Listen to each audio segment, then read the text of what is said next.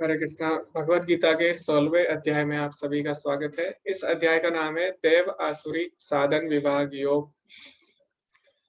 तो इसका अर्थ क्या है? इसका अर्थ है कि इस अध्याय में हम जानेंगे देवी और आसुरी गुणों के बारे में। तो पिछले अध्याय में हमने देखा भगवान अपने धाम के बारे में बताते हैं और भगवान बताते हैं कि उनके धाम में किस प्रकार पहुंचा जा सकता है, क्या उसके लिए हमें योग्यता चाहिए। तो भगवान ने बताया था ये जो संसार है ये एक उल्टे वृक्ष की भांति है और इस वृक्ष को कैसे काटा जा सकता है। आसक्ति आसक्ति को त्यागना होगा उसके लिए और विरक्ति के अस्त्र से इसको काटा जा सकता है। लेकिन अभी भगवान ने अपने धाम के बारे में बताया, लेकिन हमें कैसे पता लगेगा कि हम भगवान के धाम जाने के योग्य हो चुके हैं कि नहीं। तो जैसे अभी हम एक एक स्टेप हम आगे जाते हैं, एक एक स्तर हम आगे बढ़ते हैं। जैसे अभी हम कोर्स कर रहे हैं भगवत गीता का, तो हम जब लेवल 1 कोर्स करते हैं तो उसके बाद हमें एक सर्टिफिकेट मिलता है। उस सर्टिफिकेट की सहायता से हम अगले कोर्स में जाते हैं लेवल 2 में। इसी प्रकार जब हम पढ़ाई करते हैं कक्षा में, तो जब हम एक कक्षा को पार करते हैं फिर हम दूसरी कक्षा में जाते हैं। कब जाते हैं? जब पिछली कक्षा का जो परिणाम है वो आ जाता है। तो लेकिन अभी हमें भगवत धाम जाना है तो उसके लिए कौन सा सर्टिफिकेट चाहिए? तो भगवत धाम जाने के लिए हमें सर्टिफिकेट की आवश्यकता नहीं है। वहां जाने के लिए हमारे अंदर कुछ योग्यता होनी चाहिए, हमारे अंदर कुछ गुण होने चाहिए। तो वो कौन से गुण हैं जो हमें भगवत धाम जाने की योग्य बनाते हैं, वो इस अध्याय में बताए गए हैं। तो वो कुछ दैवी गुण हैं जो हमारे अंदर आने चाहिए, जिससे हमें पता लगेगा कि हम भगवत धाम जाने के योग्य हैं या नहीं। तो जैसे कि हम सभी को पता है हमारे अंदर एक देवता भी है, एक असुर भी है। तो आपने सुना होगा कि हमारे अंदर एक देवता भी होता है, एक असुर भी होता है। जब हम सही कार्य करते हैं तो हम बोलते हैं हमारे अंदर देवता वाले गुण आ चुके हैं। जब हम गलत कार्य करते हैं तो उस समय हमारे अंदर का जो असुर है वो जाग जाता है। तो इस प्रकार हमारे अंदर दोनों गुण होते हैं, दैवी गुण और आसुरी गुण। तो यही भगवान इस अध्याय में बताएंगे कि किस तरह हमें दैवी गुणों का पोषण करना है। और जब तक हमें पता नहीं लगेगा कि हमारे अंदर दैवी गुण कौन से हैं, आसुरी गुण कौन से हैं, तब तक हम उनको पोषित नहीं कर सकते। तो जैसे कि धुआं होता है और आग होता है, तो धुआं और आग दोनों होते हैं एक साथ। तो हम क्या करते हैं, हम जब आग पर फूंक मारेंगे तो आग बढ़ती है और धुआं कम हो जाता है, और अगर हम धुएं पे फूंक मारेंगे तो धुआं बढ़ जाता है।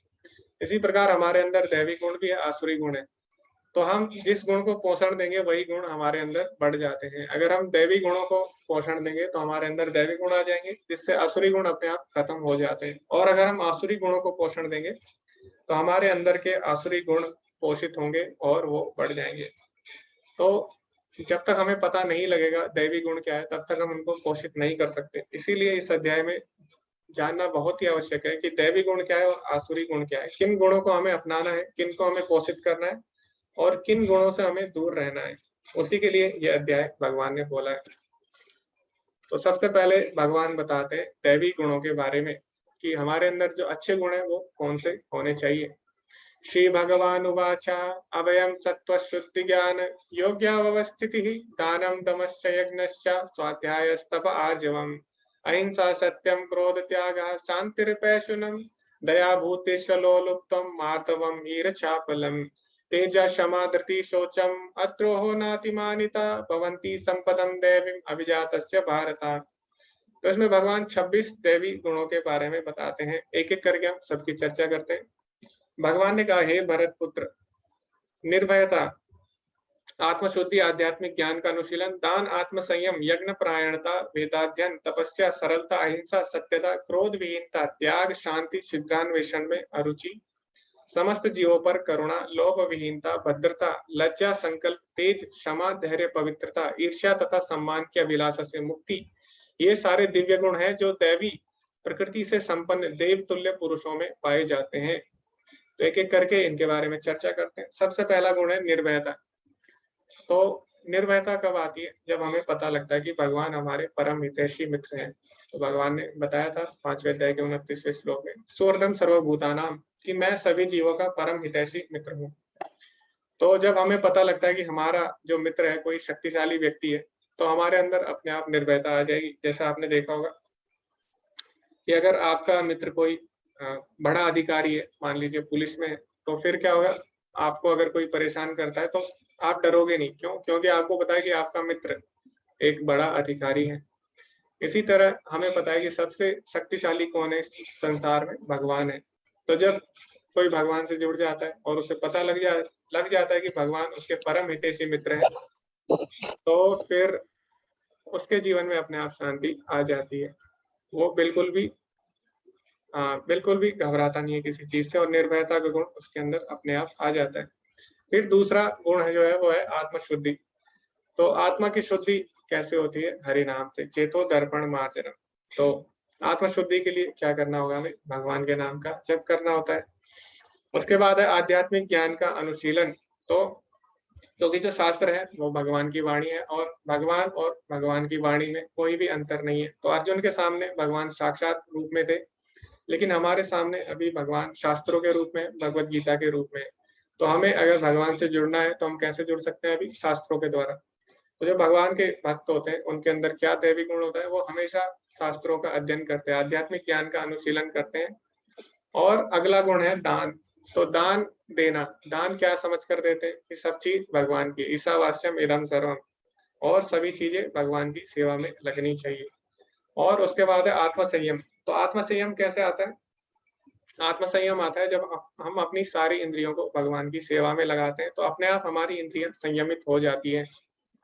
उसके बाद आता है यज्ञ परायणता। तो यज्ञ परायणता यानी यज्ञ में रुचि। तो कलयुग में हम कौन सा यज्ञ करते हैं? हरिनाम संकीर्तन यज्ञ। उसके बाद वेदाध्ययन, वेदों का अध्ययन। तपस्या। तो तपस्या कैसे करते हैं भक्त? तो अभी हम कठिन परिश्रम कर रहे हैं। अभी हम देखते हैं भौतिक जगत में भी हमें कोई अगर उपाधि चाहिए होती है, तो या कोई हमें सफलता चाहिए होती है, उसके लिए भी हम कठिन परिश्रम करते हैं। लेकिन वही कठिन परिश्रम जब हम भगवान के लिए करते हैं तो उसको तपस्या बोला जाता है। उसके बाद अगला गुण जो भक्त का है वो है सरलता। तो भक्त का जो जीवन होता है बहुत ही सरल होता है। क्यों? क्योंकि सरल जीवन के कारण ही वो भगवान को अधिक समय दे पाएगा। तो जैसे आपने देखा होगा कई लोगों को जैसे कि खाना पसंद है, तो अगर वो बहुत सारी चीजें खाते हैं तो उनका पूरा समय खाना बनाने में ही चले जाएगा। लेकिन अगर वहीं कोई सरल जीवन जीता है, वो क्या करेगा? एक सरल प्रकार का खाना बनाएगा, और इस तरह उसका बहुत ज्यादा समय बच जाता है, और वो भक्ति को या भगवान को अपना समय दे सकता है। तो जो भक्त होते हैं उनका जीवन सरल होता है। उनकी दिनचर्या, उनके पहनावे से लेके, वस्त्रों से लेके, और उनका रहना सहना और उनका खान पान सब सरल होता है। क्यों? ताकि वो भगवान को अधिक से अधिक समय दे सके। उसके बाद आता है अहिंसा। अहिंसा का अर्थ होता है कि अहिंसा और दया, ये जो गुण है ये आपस में संबंधित है। अहिंसा का अर्थ है कि वास्तव में ये समझना कि सभी लोग जो है वो भगवान के अंश हैं, और सभी को हमें भगवान से जोड़ना चाहिए। यही वास्तव में अहिंसा है। उसके बाद सत्यता। तो सत्यता का अर्थ क्या है? सत्यता का अर्थ है कि जो शास्त्रों के वचन है वो ज्यों के त्यों सबके सामने प्रस्तुत करना। तो ये भक्तों का गुण है। तो जो भगवान का भक्त होगा कभी भी अपने मन से शास्त्रों का गलत अर्थ नहीं बताएगा किसी को। वो क्या करेगा?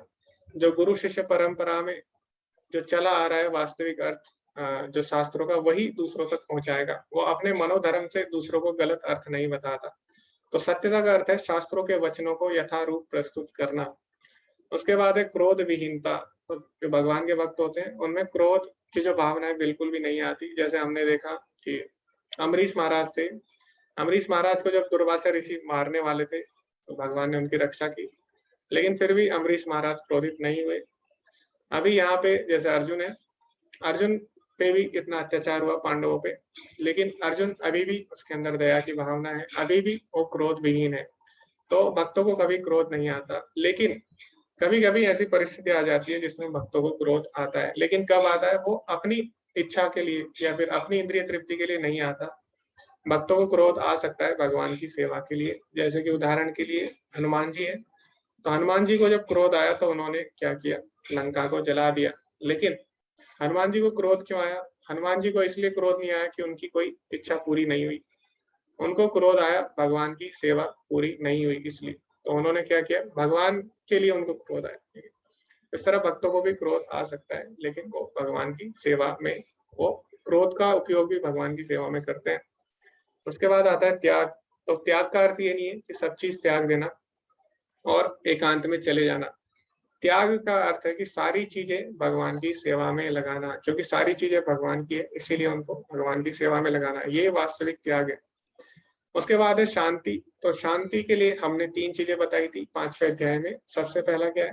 भोक्ताराम यज्ञ तपसाम, भगवान को समस्त जो भी यज्ञ तपस्या है सबका परम भोक्ता मानना, अपने आप को भोक्ता ना मानना। फिर दूसरा जो शांति सूत्र था वो क्या था? सर्वलोक महेश्वरम, भगवान को ही सबका स्वामी मानना, खुद स्वामित्व की भावना ना रखना। सोर्दम सर्वभूतानाम, कि भगवान को ही अपना परम हितैषी मानना। तो ये 3 चीजें हमने बताई थी जिससे हमारे जीवन में शांति आ सकती है। उसके बाद है छिद्रान्वेषण में अरुचि। तो छिद्रान्वेषण क्या होता है? छिद्रान्वेषण मतलब होता है दूसरों में छिद्र ढूंढना, यानी दूसरों में कमियां निकालना। तो जो भगवान के भक्त होते हैं कभी भी दूसरे में कमी नहीं निकालते। वो क्या करते हैं? वो दूसरे की गलतियों से सीखते हैं और दूसरे में अच्छाई ढूंढते हैं और उस अच्छाई को अपने जीवन में उपयोग करते हैं। यहाँ तक कि अगर वो दूसरे में गलत भी देखते हैं उससे भी वो कुछ ना कुछ सीख के, कुछ ना कुछ अच्छा सीख के अपने जीवन में उपयोग करते हैं। तो जैसे कि इसका मैं छोटा सा उदाहरण दूंगा आपको।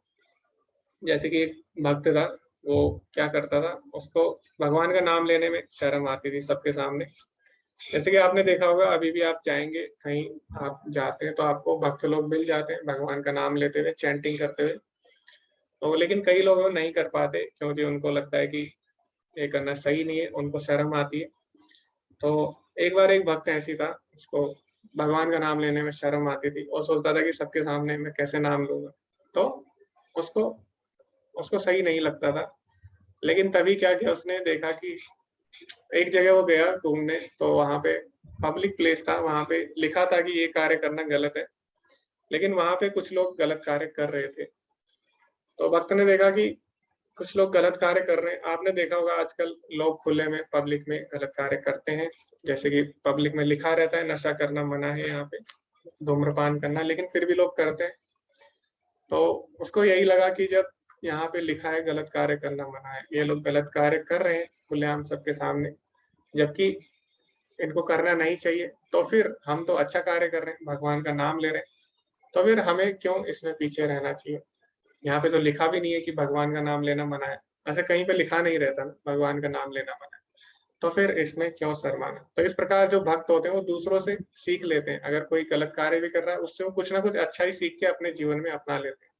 तो फिर जब उस भक्त ने ऐसा देखा, फिर उसने विचार किया, उसके बाद उसके मन में जो भय था वो खत्म हो गया और वो भी फिर भगवान का नाम लेने में उसे बिल्कुल भी उसके मन में ये नहीं आया कि मुझे शर्माना चाहिए भगवान का नाम लेने में। उसके बाद आता है समस्त जीवों पे करुणा करना। तो भगवान के भक्त सभी जीवों पे करुणा करते हैं। क्यों? क्योंकि उनको पता है सभी भगवान के अंश है। भगवान ने बोला है ममे वंश जीव लोके जीव होता सनातना। तो चाहे वो वृक्ष हो, चाहे वो पेड़ पौधे हो, चाहे वो कीट हो, या चाहे वो पशु हो, भगवान के भक्त सभी पे दया करते हैं। उसके बाद लोभ विहीनता, यानी भगवान के जो भक्त होते हैं वो क्या करते हैं? लोभ विहीनता यानी अपने स्वार्थ के लिए कोई भी कार्य नहीं करते। वो किसके लिए कार्य करते हैं? भगवान की प्रशंसा के लिए कार्य करते हैं, क्योंकि भगवान को प्रसन्न कर लिया तो सब अपने आप प्रसन्न हो जाते हैं। जैसे कि जड़ में पानी डालने पर क्या होता है? सभी अंगों को पानी मिल जाता है। भद्रता अगला गुण है। भद्रता मतलब होता है सभी से अच्छा व्यवहार करना। लज्जा, लज्जा का अर्थ क्या है? यहाँ पे लज्जा का अर्थ ये नहीं है कि भगवान के भक्त बहुत शर्मीले होते हैं। लज्जा का अर्थ यहाँ पे ये है कि भगवान के भक्त बहुत ही विनम्र होते हैं। प्रणादपि सुनी चैन, अपने आप को तिनके से भी तुच्छ समझते हैं, बहुत ही विनम्र होते हैं। और लज्जा का अर्थ ये भी है कि भगवान के भक्त कभी भी गलत कार्य करते नहीं है और गलत कार्य करने में वो शर्माते हैं, उन्हें लज्जा आती है। और अगर कर भी लेते हैं तो उन्हें बहुत ही ज्यादा पछतावा होता है। तो ये अगला गुण है लज्जा। तो कभी कभी परिस्थितियां ऐसी आती है कि कई बार जो भक्त लोग हैं हो सकता है गलत कार्य करने वाले, लेकिन इसमें क्या करते हैं? उन्हें बहुत ही ज्यादा लज्जा आएगी, यानी कभी भी इसको करने में वो हर्ष का अनुभव नहीं करेंगे। उसके बाद है संकल्प। तो भगवान के भक्त दृढ़ संकल्प होते हैं। जैसे अभी आप सभी हैं, आप सभी ने संकल्प लिया है या लेंगे कि आप लोग एक माला हरे कृष्ण महामंत्र करेंगे। तो ये हो गया दृढ़ संकल्प। चाहे कुछ भी हो जाए, कैसी भी परिस्थिति हो जाए, हमें भगवान का नाम लेना है। या फिर जैसे कई लोग बोलते हैं कि हम लोग सुबह मंगल आरती आएंगे, और तो वो आते हैं, मंगल आरती आते हैं और कभी भी कि कोई भी परिस्थिति आ जाए उसमें पीछे नहीं हटते। तो इस प्रकार दृढ़ संकल्प बहुत ही आवश्यक है भक्ति के लिए।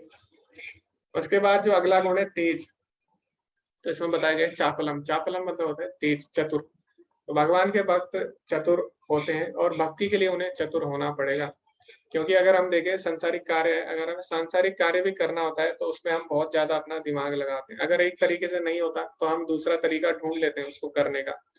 इसी प्रकार जब हम भक्ति करते हैं तो हो सकता है उसमें कुछ बाधाएं आ जाए, लेकिन हमें क्या होना पड़ेगा, हमें उसके लिए चतुर होना पड़ेगा। तो भगवान के जो भक्त होते हैं उनके अंदर एक और गुण आ जाता है, वो है चतुरता। वो चतुरता को भी भगवान की भक्ति में लगाते हैं। उसके बाद है क्षमा। तो क्षमा की हमने चर्चा की, भगवान के भक्त बहुत ही क्षमाशील होते हैं। तो अपने शत्रुओं को भी वो क्षमा करने के लिए तैयार रहते हैं। जहाँ पे जैसे यहाँ पे अर्जुन है, तो अर्जुन के अंदर भी ये गुण है। और इसी तरह हमने चर्चा की अभी अम्बरीश महाराज की, उनके अंदर भी ये गुण था। और अभी अगला गुण है धैर्य। तो भगवान के जो भक्त होते हैं उनके अंदर एक और गुण रहता है, वो है धैर्य। तो धैर्य का अर्थ कैसे हम ले सकते हैं, जैसे अभी लोग हरे कृष्ण महामंत्र कर रहे हैं, तो हो सकता है कई लोगों को रुचि ना आ रही हो, उनको ये सही नहीं लगता, तो वो सोचते हैं कि शायद इससे कुछ नहीं होने वाला, तो इस तरह वो बंद कर देते हैं करना। लेकिन ऐसा नहीं है। भगवान के भक्तों के अंदर धैर्य का भी गुण होना चाहिए। धैर्य यानी अगर हरे कृष्ण महामंत्र हम ले रहे हैं, हमारी रुचि इसमें नहीं आ रही, तो इसका मतलब ये नहीं है कि मंत्र में कोई कमी है। कमी कहीं ना कहीं हमारे अंदर है जिसके कारण इसमें रुचि नहीं आ रही। तो हमें धैर्य रखना होगा और हमें देखना होगा कि बाकी लोगों को अगर इसमें रुचि आ रही है, हमें नहीं आ रही, इसका मतलब कमी हमारे अंदर है। तो हमें थोड़ा धैर्य रखना होगा। हो सकता है आपको समय लग जाए, 1 साल लग जाए, या हो सकता है किसी को 1 महीने में रुचि आ जाए, लेकिन हमें धैर्य रखना आवश्यक है। तो जैसे अगर कोई बीमार होता है, तो अगर किसी को पीलिया हो जाता है तो क्या होता है, पीलिया हो जाता है तो उसको गन्ने का जो रस होता है उसका स्वाद नहीं आता। लेकिन इसका मतलब ये नहीं है कि गन्ने में स्वाद नहीं है। गन्ने में स्वाद है, लेकिन अभी क्योंकि उसको बीमारी है इसीलिए उसको स्वाद नहीं आ रहा। तो इसी प्रकार अभी अगर हमारा हरि नाम में रुचि नहीं आ रही, तो इसका मतलब ये नहीं है कि भगवान के नाम में रस नहीं है, भगवान के नाम में आनंद नहीं है। कहीं ना कहीं बीमारी हमारे अंदर है। तो हमें क्या करना है, भगवान का नाम लेते रहना है और धैर्य के साथ। तो एक ना एक दिन जरूर इसमें हमारी रुचि आएगी। उसके बाद है पवित्रता। तो भगवान के भक्त पवित्रता का ध्यान देते हैं, विशेषकर जो अंदर मन, जो हमारी आत्मा की है उसकी शुद्धि पे हम ध्यान देते हैं। तो 2 तरह की पवित्रता होती है, एक होती है हमारे तन की बाहर की पवित्रता और एक होती है हमारे आत्मा की पवित्रता। तो तन को तो हम पवित्र कर सकते हैं विशेष प्रकार के हम वस्तुओं का उपयोग करके, लेकिन अगर हमें मन को, आत्मा को शुद्ध करना है, उसके लिए क्या है, हरि नाम। तो हरि नाम हमारे मन को शुद्ध करता है।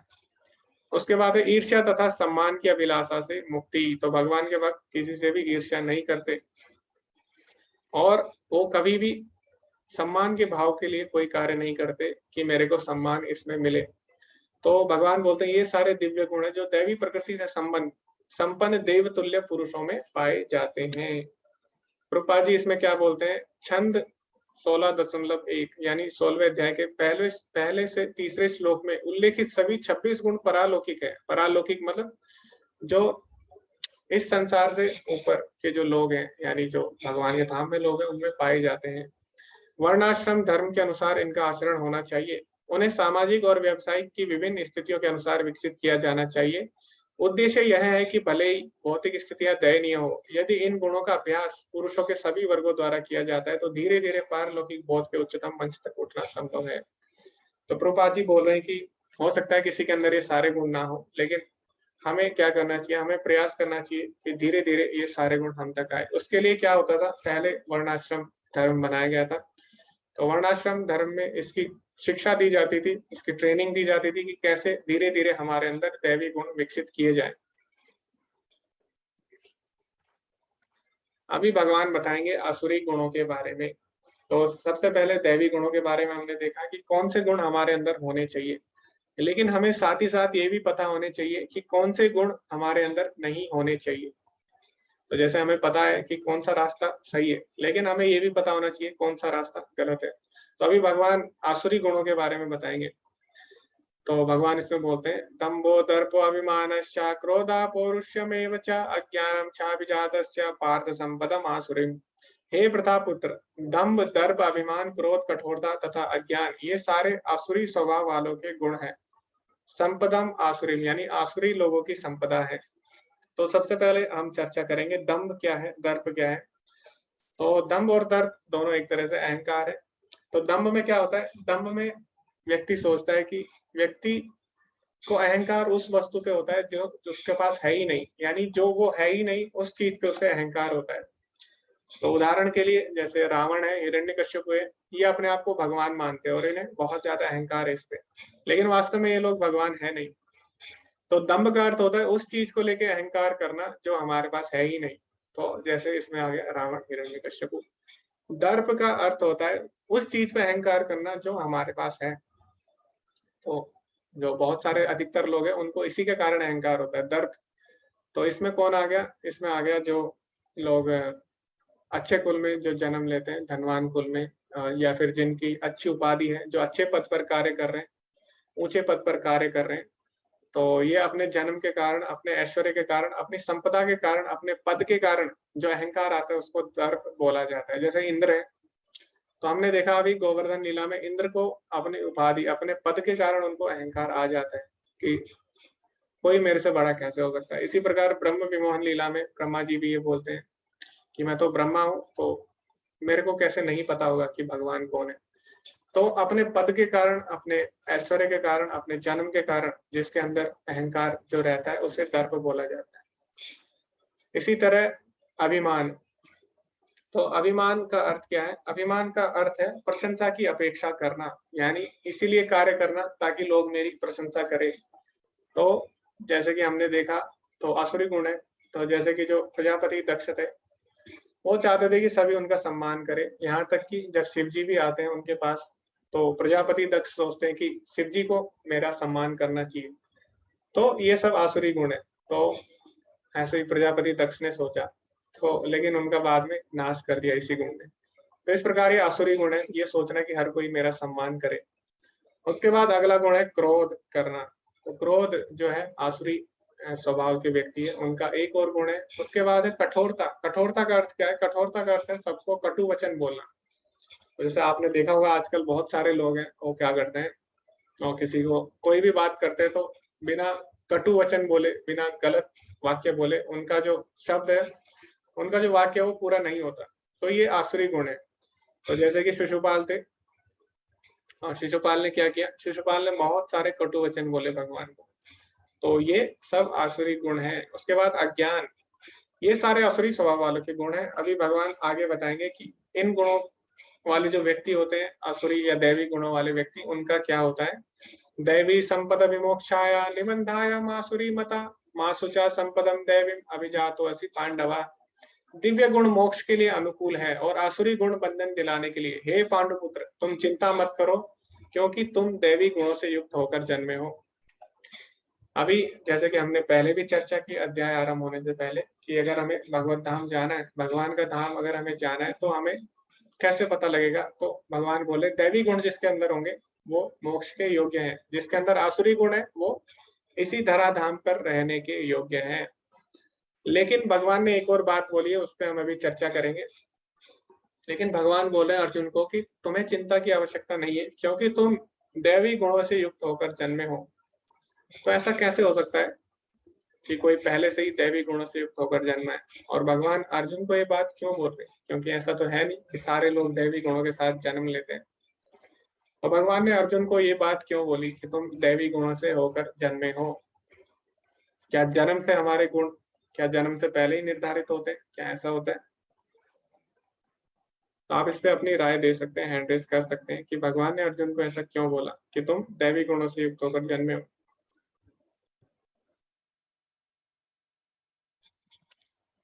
कि किसी को इसका आंसर नहीं पता।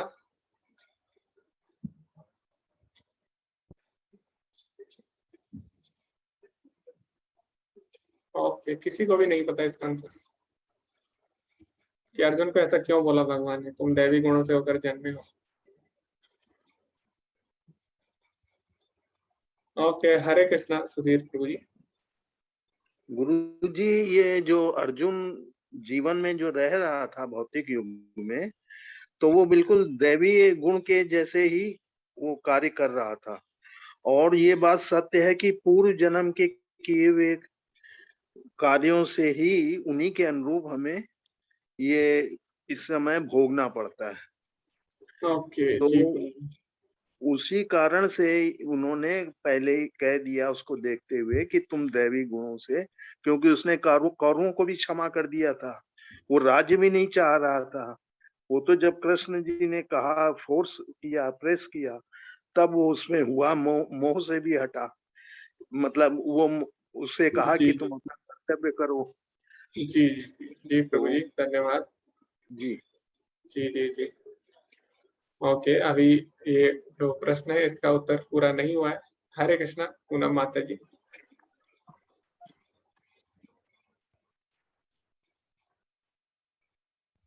जी आप अनम्यूट कर सकते हैं। हरे हाँ, कृष्ण। हरे कृष्ण प्रभु जी। प्रभु जी, अर्जुन को और कृष्ण को नर नारायण का रूप भी कहा जाता है। इन्होंने कई वर्ष मतलब 4-5 जन्म लिया था। उन्होंने एक बार जगह बोला भी था कि तुम हमेशा मेरे साथ रहते हो, और हम नर नारायण के रूप में हमने तपस्या भी करी थी। और तो वो जो है वो उनमें सारे वैसे गुण थे जो एक उन्होंने बोले हैं कि देवी शक्ति के रूप में होने चाहिए। तो अर्जुन में जितनी दया भावना, जो इतने युद्ध के समय में भी वो अपनी दया भावना दिखा रहे थे, तो इसलिए उनको कहा गया है। जी माता जी। ओके, तो अभी हम अजय प्रभु जी से सुनते हैं, उसके बाद चैट में भी कुछ लोगों ने लिखा है, उस पर भी हम चर्चा हरे करेंगे। हरे कृष्णा प्रभु जी। जी जी। वो केवल केवल मोटिवेट करने के लिए। ओके ओके, प्रभु जी ने बिल्कुल सिंपल आंसर दिया है, एक ही लाइन में, केवल मोटिवेट करने के लिए। ओके, क्योंकि कुछ ही माता जी बोली थी अर्जुन में एक गुण है, इसलिए बोला कि तारिका माता जी बोले अर्जुन इंद्र का पुत्र था, इसलिए उसके अंदर ऐसे गुण आ गए। ओके, सुप्रदीप प्रभु जी बोले अर्जुन श्री कृष्ण का पार्षद था। जी प्रभु जी, सुप्रदीप प्रभु जी और पूनम माता जी का उत्तर बिल्कुल सही है। नीति माता जी बोली है कि ओके, जिसकी भक्ति अधूरी रह जाती है तो वो अगले जन्म में दैवी गुणों के साथ दोबारा पैदा होती है। ओके, तो अर्जुन हमें समझना होगा कौन है सबसे पहले, और भगवान ने अर्जुन को ये बात क्यों बोली है, क्योंकि अर्जुन कोई साधारण व्यक्ति नहीं है, हमारी तरह वो आत्मा नहीं है। अर्जुन भगवान का पार्षद है। तो भगवान जब भी धराधाम पर आते हैं अपनी पूरी टीम के साथ, अपनी पूरी मंडली के साथ आते हैं यहाँ पे लीला करने। तो भगवान कभी भी अकेले नहीं आते। जैसे हमने देखा भगवान श्री राम जब आते हैं तो जितने भी देवी देवता हैं सारे वानर सेना में आ जाते हैं, वानरों के रूप में आ जाते हैं। ठीक है, तो इस तरह सभी उनकी सहायता करने आते हैं, सभी उनके पार्षद आ जाते हैं। इसी तरह भगवान जब आते हैं धराधाम पर, भगवान श्री कृष्ण आते हैं तो सभी जो देवी देवता है उनकी सहायता करने के लिए किसी न किसी रूप में आते हैं। इसी प्रकार जो अर्जुन है वो भी भगवान का पार्षद है, वो भगवान का नित्य सखा है। और भगवान ये बात चौथे अध्याय में बोल भी चुके हैं अर्जुन को कि हे अर्जुन बहुनी में व्यतीतानी जन्मानी तब चार्जुना, यानी हे अर्जुन तुम और मैं अनेक बार इस धराधाम पर आ चुके हैं। तानी हम वेद सर्वाणी न तुम वेद परंतपा, लेकिन मुझे सब कुछ याद है, तुम्हें कुछ भी याद नहीं है। तो भगवान जब भी आते हैं अपनी पूरी मंडली के साथ, पूरी टीम के साथ आते हैं। जैसे बलराम जी हैं, बलराम जी आते हैं, फिर वही शेषनाग लक्ष्मण जी के रूप में आते हैं। ठीक है, तो भगवान की एक पूरी टीम होती है, तो उनको भगवान का पार्षद बोला जाता है। तो अर्जुन भी क्या है, साधारण व्यक्ति नहीं है। अर्जुन भगवान का नित्य सखा है, नित्य पार्षद है। ठीक है, तो इसीलिए भगवान अर्जुन को ये बात बोल रहे हैं, लेकिन ये बात हम पे लागू नहीं होती। अभी आगे भगवान क्या बोलते हैं, दो भूत सर्गलोके अस्मिन् देव आसुरी एव च देवो विस्तरश्च प्रोक्तम आसुरम पार्थ मे शृणु। हे प्रतापुत्र, इस संसार में सृजित प्राणी दो प्रकार के हैं, दैवी तथा आसुरी। मैं पहले ही विस्तार से तुम्हें दैवी गुण बतला चुका हूँ, अब मुझसे आसुरी गुणों के बारे में सुनो। तो भगवान ने 26 दैवीय गुण बताए। अभी भगवान आसुरी गुणों के बारे में और विस्तार से हमें बताएंगे। तो आगे हम बढ़ते हैं इसी के साथ। प्रवृत्तिं च निवृत्तिं च जनाना विदुरासुरः न शोचम न पिचाचारो न सत्यम तेषु विद्यते। जो आसुरी है वे यह नहीं जानते कि क्या करना चाहिए और क्या नहीं करना चाहिए। उनमें ना तो पवित्रता, ना उचित आचरण और ना ही सत्य पाया जाता है। तो आसुरी लोग हमेशा जीवन में मोहित रहते हैं, उनको वास्तव में पता नहीं रहता क्या करना चाहिए, जीवन का उद्देश्य क्या है इसके बारे में उन्हें पता नहीं रहता। वो किसके पीछे भागते हैं, वो जो क्षणिक सुख होता है जो अभी उन्हें तत्काल मिलता है उसके पीछे भागते हैं। लंबे समय के लिए वो नहीं सोचते, वो नहीं सोचते कि अंत समय में क्या होगा या फिर इस जन्म के बाद क्या होगा। तो वो सिर्फ क्षणिक सुख के बारे में सोचते हैं और उसी को लेके उनके उद्देश्य होते हैं। उनके जो जीवन के उद्देश्य होते हैं वो क्षणिक ही होते हैं। वो कभी भी विस्तार से वास्तविक जो जीवन का उद्देश्य है उस पर चर्चा नहीं करते। इस तरह हमेशा जीवन में मोहित रहते हैं। उनमें ना तो पवित्रता की यहाँ पे जब बात होती है तो पवित्रता दोनों तरह से हमें देखनी है, न केवल शरीर की बल्कि हमें आत्मा या फिर मन की भी पवित्रता देखनी है। तो आसुरी जो जो लोग होते हैं, भले ही वो बाहर से आपको लगे अच्छा पहनावा है उनका, अच्छा उनका सब चीज रहना सहना सब अच्छा है, हो सकता है वो बाहर से पवित्र हो लेकिन मन से वो पवित्र नहीं होते, किसी के साथ उचित आचरण नहीं करते, और अगर उचित आचरण करते भी है तो क्यों करते हैं? ताकि किसी से उन्हें लाभ प्राप्त हो सके, और सत्य उनमें नहीं पाया जाता। तो वो सच नहीं बोलेंगे कभी भी, और क्या करेंगे? दूसरों की झूठी प्रशंसा करेंगे, सच कभी भी नहीं बोलेंगे, और ऐसी बातें बोलेंगे जिससे उनका लाभ हो, जिससे उनका भौतिक लाभ हो। तो ये आसुरी गुण है सारे के सारे। अब आसुरी लोग जो होते हैं उनकी जो मानसिकता होती है वो क्या होती है, वो भगवान इस श्लोक में बताते हैं। असत्यम प्रतिष्ठम ते जगदाहुन ईश्वरम अपरस्परस भूतम किमन्य काम हेतुकम। वह कहते हैं कि यह जगत मिथ्या है, इसका कोई आधार नहीं है, इसका नियमन किसी ईश्वर द्वारा नहीं किया जाता। उनका कहना है कि यह काम इच्छा से उत्पन्न होता है और काम के अतिरिक्त कोई अन्य कारण नहीं है। तो आसुरी लोग भगवान में विश्वास नहीं करते। उनका मानना है कि हम लोग शरीर है और शरीर को एक ना एक दिन नष्ट होना है, तो क्यों ना इसका भोग किया जाए। इस प्रकार वो लोग भोग में लिप्त हो जाते हैं, और वो लोग मानते हैं कि संसार में जितनी भी चीजें हैं ये हमारी काम इच्छा यानी हमारी जो गलत इच्छाएं उनकी पूर्ति के लिए बनी है। तो इस प्रकार सारी चीजों को अपनी भोग की वस्तुओं के रूप में आसुरी लोग देखते हैं। तो इससे क्या होता है वो भगवान अगले श्लोक में बताएंगे। इस प्रकार की मानसिकता से क्या होता है? ऐसे निष्कर्मों का अनुगमन करते हुए आसुरी लोग जिन्होंने आत्मज्ञान खो दिया है और जो बुद्धिहीन है, ऐसे अनुपयोगी एवं भयावह कार्यों में प्रवृत्त होते हैं जो संसार का विनाश करने के लिए होता है।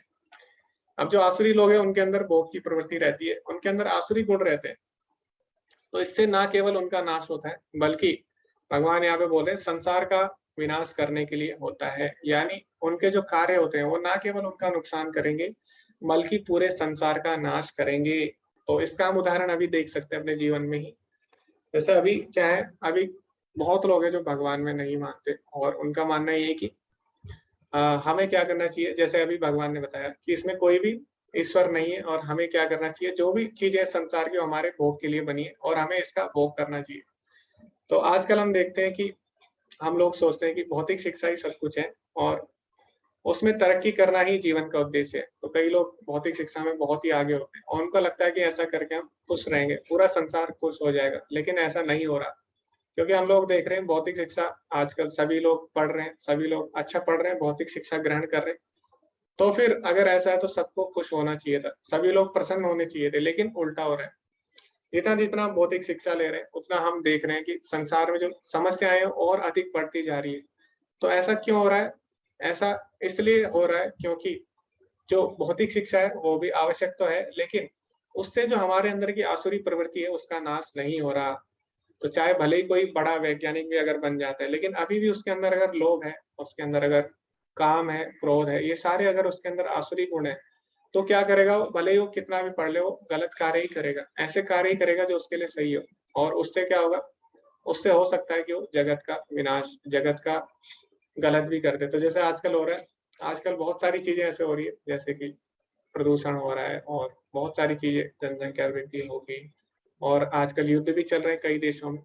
तो ऐसा क्यों हो रहा है? क्योंकि अभी भी भले ही हम आगे बढ़ गए हों भौतिक शिक्षा में, लेकिन हमारे अंदर जो आसुरी गुण है वो समाप्त नहीं हुए, इसीलिए पूरी दुनिया का विनाश हो रहा है।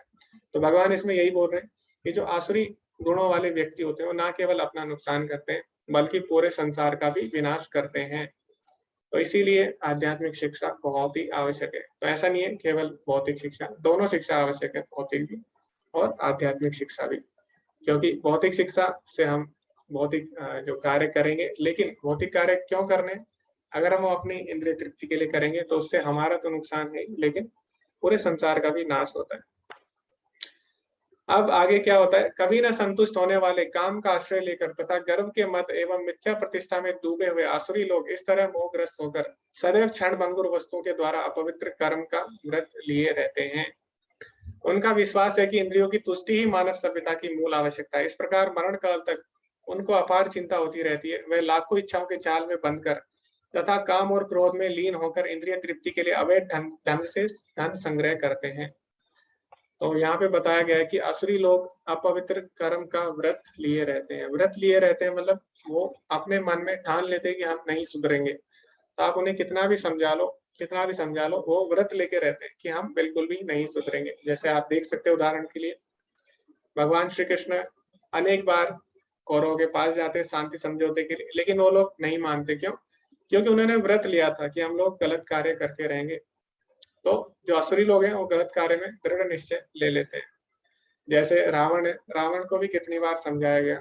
रावण को सबसे पहले उसके स्वयं के जो परिवार वाले थे उन्होंने समझाया, उसके बाद उनके भाई विभीषण ने भी समझाया, लेकिन उन्होंने क्या किया, उन्हीं को निकाल दिया अपने राज्य से। उसके बाद उनको किसने समझाया? अंगद ने भी समझाया। उसके बाद बहुत सारे लोग आते हैं, हनुमान जी आते हैं उनको समझाने, अंगद आते हैं। उसके बाद भगवान श्री राम स्वयं उनको समझाते हैं, लेकिन क्योंकि उन्होंने व्रत लिया था, अपवित्र कर्म का व्रत लिए रहते हैं, तो वो व्रत लिए रहते हैं कि हम नहीं सुधरेंगे। तो ये आसुरी प्रवृत्ति है। भगवान बोलते हैं फिर ऐसे लोगों का क्या होता है? ऐसे लोग वे लोग लाखों इच्छाओं के जाल में बंद कर तथा काम और क्रोध में लीन होकर इंद्रिय तृप्ति के लिए अवैध ढंग से धन संग्रह करते हैं। और यहाँ पे एक और चीज लिखे, मरण काल तक उनको अपार चिंता होती रहती है। तो अभी ऐसा लोग का पूरा जीवन भौतिक सुविधाएं एकत्रित करने में लग जाता है, और इससे क्या होता है, जब मृत्यु का समय आता है तो उन्हें बहुत ज्यादा चिंता हो जाती है कि अब जो मेरा धन है, संपदा है, संपत्ति है, उसका आगे क्या होगा। तो मैंने इसमें इतनी मेहनत की इसको कमाने में, लेकिन अभी मेरी मृत्यु का समय आ गया है, तो अब इसका क्या होगा, इसको कोई और ले लेगा। ठीक है, इस प्रकार उनको बहुत ज्यादा चिंता हो जाती है। तो कैसे होता है, जैसे कि एक मधुमक्खी होती है। मधुमक्खी क्या करती है, पूरा जीवन शहद इकट्ठा करती है, और अंत में क्या होता है, एक भालू जब आता है, भालू उसका जो छत्ता होता है उसको तोड़ देता है। तो इसी प्रकार जो आसुरी व्यक्ति होते हैं वो पूरा जीवन अपनी भौतिक सुविधाएं इकट्ठा करने में लगा देते हैं, धन संपदा, लेकिन जो मृत्यु होती है अंत में सब कुछ छीन लेती है। तो भगवान बोलते भी है, मृत्यु सर्वहरश्चाहम। तो मृत्यु सब कुछ छीन लेती है, तो वो लोग मृत्यु की तैयारी नहीं कर पाते। तो ये आसुरी प्रवृत्ति है। अभी यहाँ पे लिखा है अपवित्र कर्म का व्रत लिए रहते हैं। तो ये अपवित्र कर्म कौन से हैं, पहले हम इन पे भी चर्चा करेंगे। तो एक छोटी सी कहानी है, इसमें श्रीमद् भागवतम में आती है। तो अपवित्र कर्म कौन से हैं और हमें वो नहीं करने, तो सबसे पहले उनके बारे में हम जानेंगे। तो कलयुग में 4 अपवित्र कर्म बताए गए हैं। तो जब कलयुग महाराज परीक्षित के राज्य में आने का प्रयास करता है, तो क्योंकि जो महाराज परीक्षित है वो भगवान के शुद्ध भक्त थे और बहुत ही अच्छे राजा भी थे, तो उनको राज ऋषि बोला जाता है। राज ऋषि मतलब जो राजा भी हैं और भगवान के भक्त भी हैं। तो कलयुग उनके राज्य में नहीं आ पाता, तो कलयुग के साथ उनका युद्ध होता है। वैसे बहुत बड़ी कहानी है, लेकिन मैं आपको संक्षिप्त में बता रहा हूँ। तो कलयुग के साथ उनका युद्ध भी होता है, और उसके बाद कलयुग उनसे बोलता है कि देखिए सारे युग आए, सतयुग आए हैं, द्वापर आया, त्रेता आया, तो फिर अभी मेरा भी समय आने वाला है। क्योंकि हमें पता है जो परीक्षित महाराज है उनके समय के बाद कलयुग आरंभ होने वाला था। तो कलयुग ने बोला मुझे भी आना पड़ेगा, तो आपको मेरे को भी शरण देनी पड़ेगी। तो परीक्षित महाराज बोलते हैं ठीक है, तुमको अगर शरण लेनी है तो तुम बता सकते हो तुमको किस चीज में शरण चाहिए। तो इसके बाद कलयुग बोलता है कि मुझे 4 चीजों में शरण चाहिए। तो कलयुग बहुत ही समझदार है। कलयुग कोई साधारण साधारण बात नहीं है, साधारण व्यक्ति नहीं है कलयुग। तो कलयुग ने बोला मुझे 4 चीजों में शरण चाहिए, और कलयुग ने ऐसी 4 चीजों में शरण मांगी जिससे जो हमारा धर्म है, उसके जो 4 स्तंभ है उनका नाश हो जाए। तो हमारे जो धर्म है उसके 4 स्तंभ कौन से हैं? सबसे पहला है सत्य।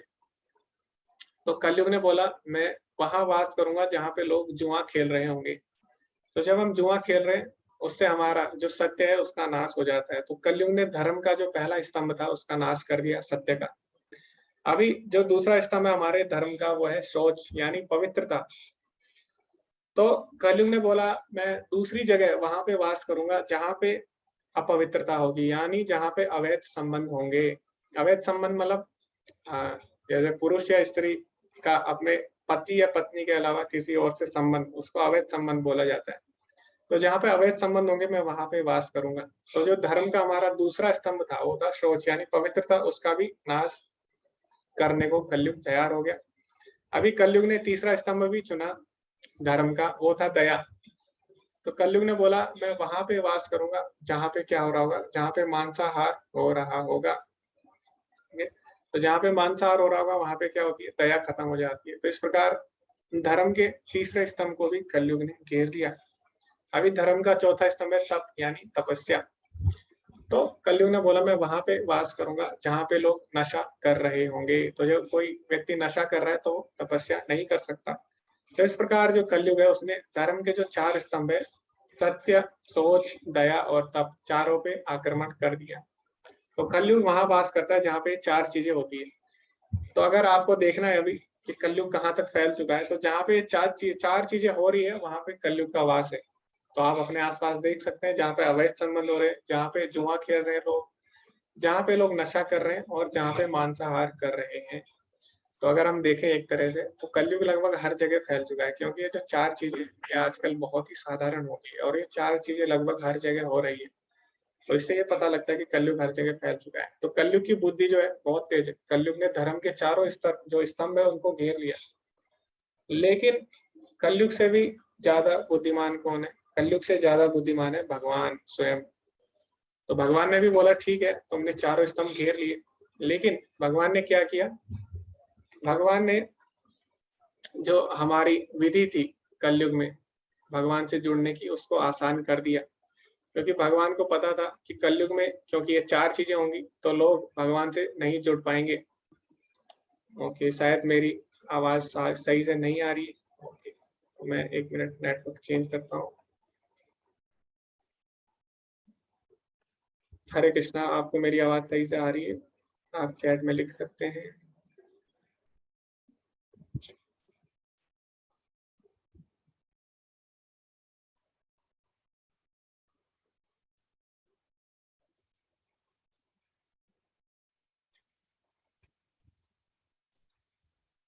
जी अभी शायद आपको सही आ जाए, मैंने नेटवर्क चेंज कर लिया है। ओके धन्यवाद। ओके, अभी मैंने नेटवर्क चेंज कर लिया, आप लोग चैट में लिख सकते हैं। तो कलयुग ने जो धर्म के चार स्तंभ है उन पे हमला बोल दिया। लेकिन जो भगवान है, भगवान ने भी क्या किया, क्योंकि भगवान की बुद्धि कलयुग से भी ज्यादा है।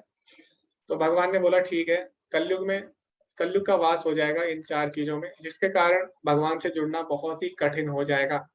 लेकिन कलयुग में भगवान ने क्या किया, भगवान से जुड़ने का जो प्रोसेस था, जो विधि थी, उसको भी आसान कर दिया।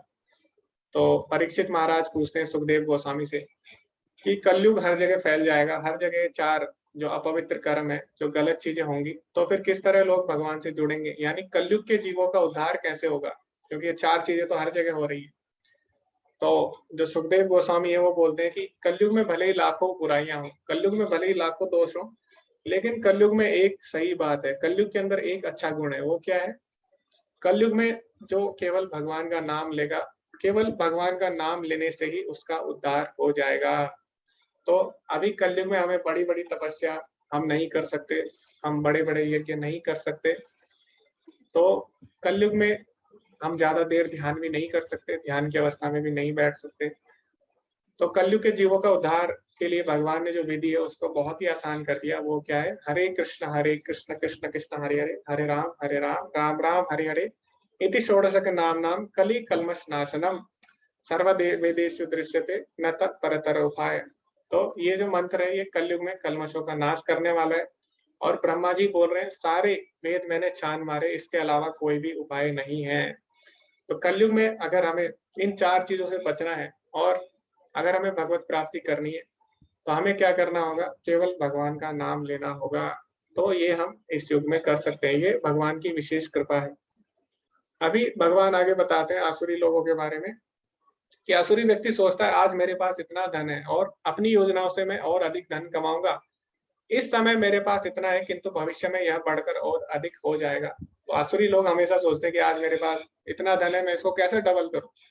तो इसके लिए वो पूरे जीवन में प्रयास करते हैं। जैसे अभी किसी के पास एक गाड़ी है तो संतुष्ट नहीं होगा उससे, वो चाहेगा नहीं मेरे पास इससे थोड़ी अच्छी गाड़ी है। और या फिर किसी के पास कुछ भी वस्तु है, वो चाहेगा नहीं मेरे पास इससे अच्छी वस्तु है। और इस तरह वो क्या करेगा, भले ही उसका उससे काम चल रहा हो उस वस्तु से, लेकिन वो कभी भी संतुष्ट नहीं होता। उसे हमेशा और अच्छी वस्तु चाहिए। और इस तरह कभी भी नहीं संतुष्ट होता। तो ये आसुरी प्रवृत्ति है। जैसे कि हमने देखा हिरण्यकश्यप जो था, उसने क्या किया, सबसे पहले उसने पूरी पृथ्वी पर राज कर लिया। तो वो संतुष्ट नहीं हुआ, उसने बोला अभी मुझे स्वर्ग पे भी राज्य करना है। उसके बाद उसने स्वर्ग पे भी राज्य कर लिया, उसके बाद भी वो संतुष्ट नहीं होता। अभी वो बोलता है कि जो मुझे वैकुंठ लोक है वो चाहिए। तो वैकुंठ लोक पे भी वो राज्य करना चाहता था, लेकिन हमने बताया ना कि अभी जो वैकुंठ लोक है वहां पे अपनी शक्ति से कोई नहीं जा सकता। वहां पे जाने के लिए कोई शक्ति या कोई सर्टिफिकेट नहीं चाहिए। वहां पे जाने के लिए उसके अंदर दैवी गुण होने चाहिए, जो उसके अंदर थे नहीं, तो इसलिए कभी जा नहीं पाए भगवान के धाम में। तो इस तरह असुरी व्यक्ति कभी भी संतुष्ट नहीं रहता। वो सोचता है कैसे मैं पूरे जीवन भर और धन कमाऊं, और अधिक धन कमाऊं। और अगला गुण भगवान ने क्या बताया, वह सोचता है कि वह मेरा शत्रु है और मैंने उसे मार दिया है, और मेरे अन्य शत्रु भी मार दिए जाएंगे। तो एक कौन सोचता था, कंस। तो कंस को जैसे ही पता लगा कि उनकी जो बहन है देवकी और उनका पुत्र उनको मारने वाला है आगे जाके, तो अभी तक वो अपनी बहन से बहुत ही अच्छे व्यवहार करता था, बहुत ही प्रेम के साथ रहता था। लेकिन जैसे उसको ये बात पता लगती है, तुरंत अपनी तलवार निकालता है और सोचता है कि मैं अभी इसका वध कर देता हूँ। अगर मैं इसको मार दूंगा तो मेरे सारे शत्रुओं का वध हो जाएगा अपने आप।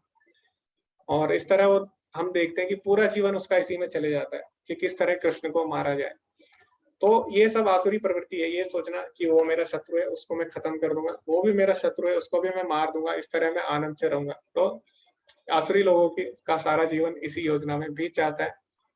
और जो अगला गुण है वो कौन सा है, असुर लोग क्या सोचते हैं, मैं सभी वस्तुओं का स्वामी हूँ, मैं भोगता हूँ, मैं सिद्ध शक्तिमान तथा सुखी हूँ, मैं सबसे धनी हूँ और मेरे आसपास मेरे कुलीन संबंधी हैं। तो जो असुर होते हैं वो क्या सोचते हैं, ईश्वर अहम अहम भोगी सिद्धो अहम बलवान सुखी। तो जैसे हम देखते हैं जो रावण था वो भी यही सोचता था, मैं सभी वस्तुओं का स्वामी हूँ, मैं ही भोगता हूँ, सबसे शक्तिमान मैं ही हूँ। और उसे अपने जो सगे संबंधी थे उन पे बहुत ज्यादा गर्व था। जैसे कि हमने देखा कि उसको लगता था कि जो मेरे सगे संबंधी है वो मुझे बचा लेंगे कहीं ना कहीं। तो उसके पास कुंभकर्ण था, मेघनाथ था, बहुत ही शक्तिशाली लोग उसके पास थे। लेकिन हमें समझना चाहिए, चाहे कोई कितना भी शक्तिशाली व्यक्ति हो या कोई किसी के जो सगे संबंधी हो कितने भी शक्तिशाली व्यक्ति हो, लेकिन वो उन्हें मृत्यु से नहीं बचा सकते। तो मृत्यु सर्वहरश्चाहम। लेकिन असुर लोग ऐसा नहीं सोचते, उनको लगता है कि उनके सगे संबंधी उनको बचा लेंगे, और इसके कारण वो गलत कार्य करते रहते हैं। तो आज भी कुछ लोग हैं, आपने देखा होगा, कई लोग होते हैं उनके सगे संबंधी अच्छे पद पर होते हैं और इस कारण वो क्या करते हैं, गलत गलत कार्य करते हैं। तो भगवान बोले ये क्या है, असुरी गुण है। और असुर सोचते हैं मैं यज्ञ करूंगा, दान दूंगा और इस तरह आनंद मनाऊंगा। इस प्रकार ऐसे व्यक्ति अज्ञानवश मोहग्रस्त होते हैं। अब असुर लोग सोचते हैं कि जो समाज है वहां पे उनकी छवि बनी रहे अच्छे पुरुष के रूप में, या जो भी वो है स्त्री के रूप में। तो इसके लिए वो क्या करते हैं, असुर लोग दान भी करते हैं, असुर लोग यज्ञ भी करते हैं। लेकिन क्यों करते हैं, उसके पीछे भी उनका कोई ना कोई स्वार्थ होता है। या तो वो दिखाना चाहते हैं कि अपनी जो छवि है उसको सुधारने के लिए, जैसे अभी आपने देखा होगा कई लोग हैं, कई लोग गलत काम करते हैं उसके बाद तुरंत ही वो दान वगैरह करने लग जाते हैं, ताकि लोगों के बीच उनकी छवि सुधर जाए, यानी लोग उन्हें दूसरे तरीके से देखें। तो असुर लोग भी दान करते हैं, लेकिन उनकी प्रवृत्ति क्या रहती है, उसके पीछे कोई ना कोई भौतिक लाभ उन्हें मिल जाए। तो ये सारे क्या है, आसुरी गुण है। तो आगे हम बढ़ते हैं। आगे ऐसे लोगों का क्या होता है, अनेक चित्त विभ्रांता मोह जाल समावृता प्रसक्ता काम भोगेशु पतंते नरकेषु चो। इस प्रकार अनेक चिंताओं से उद्विग्न होकर तथा मोह जाल में बंद कर वे इंद्रिय भोग में अत्यधिक आसक्त हो जाते हैं और नरक में गिर जाते हैं। अहंकारम बलम दर्पम कामम क्रोधस्य संश्रिता मामात् परम देहेषु प्रदविशंतो अभ्यसूयका। मिथ्या अहंकार, बल, दर्प, काम तथा क्रोध से मोहित होकर आसुरी व्यक्ति अपने शरीर में तथा अन्यों के शरीर में स्थित भगवान से ईर्ष्या और वास्तविक धर्म की निंदा करने लगते हैं। अब आसुरी व्यक्ति क्या करते हैं, वो सभी से ईर्ष्या करते हैं, सारे व्यक्ति जो भी है संसार में। लेकिन ईर्ष्या का स्तर उनका इतना बढ़ जाता है कि अब वो भगवान से भी ईर्ष्या करने लग जाते हैं। भगवान का नाम उनसे नहीं सुना जाता। क्यों नहीं सुना जाता, क्योंकि वो मानते हैं कि हम ही भगवान है और हमसे ऊपर कोई नहीं है। तो उनसे ऊपर जब किसी व्यक्ति को हम बोलते हैं, हम लोग बोलते हैं कि भगवान सबसे श्रेष्ठ है और भगवान ही सब कुछ है, तो उनको बहुत ज्यादा क्रोध आ जाता है, क्योंकि वो मानते हैं कि हम श्रेष्ठ हैं। जैसे कि हिरण्यकश्यप था, तो जो प्रहलाद महाराज वो बोलते थे कि हरि जो है वो सबसे ऊपर है और हमें हरि का नाम लेना चाहिए, और वो हरि का नाम लेते थे। लेकिन हिरण्यकश्यप को लगा नहीं, हरि कैसे ऊपर हो सकते हैं, सबसे ऊपर तो मैं ही सबसे शक्तिशाली हूँ। तो इस कारण वो भगवान की ईर्ष्या करने लगते हैं। इसी तरह रावण भी है, रावण भी भगवान श्री राम को साधारण मनुष्य मानता था और वो मानता था कि वही सबसे शक्तिशाली है। और इसी तरह हम देखते हैं जो शिशुपाल था वो भी भगवान से ईर्ष्या करता है। तो जब राजसूय यज्ञ हो रहा होता है, युधिष्ठिर महाराज भगवान को बुलाते हैं और यज्ञ में सबसे श्रेष्ठ व्यक्ति की उपाधि भगवान श्री कृष्ण को दी जाती है। तो जो शिशुपाल था उसको इसलिए दुख नहीं होता कि उसको उपाधि नहीं मिली, उसको इसलिए दुख होता है कि भगवान श्री कृष्ण को क्यों ये उपाधि दी गई। वो बोलता है कि भीष्म पितामह थे यहाँ पे, और यहाँ पे धृतराज थे, और यहाँ पे द्रोणाचार्य भी थे, लेकिन आपने कृष्ण को ही क्यों चुना सर्वश्रेष्ठ व्यक्ति। तो इस प्रकार वो भगवान से ईर्ष्या करने लग गया, जिसके कारण उसका नाश हो जाता है। तो आसुरी व्यक्ति क्या करते हैं, ना केवल बाकी लोगों से ईर्ष्या करते हैं, बल्कि उनका ईर्ष्या का स्तर इतना बढ़ जाता है कि वो भगवान से भी निंदा करने लग जाते हैं।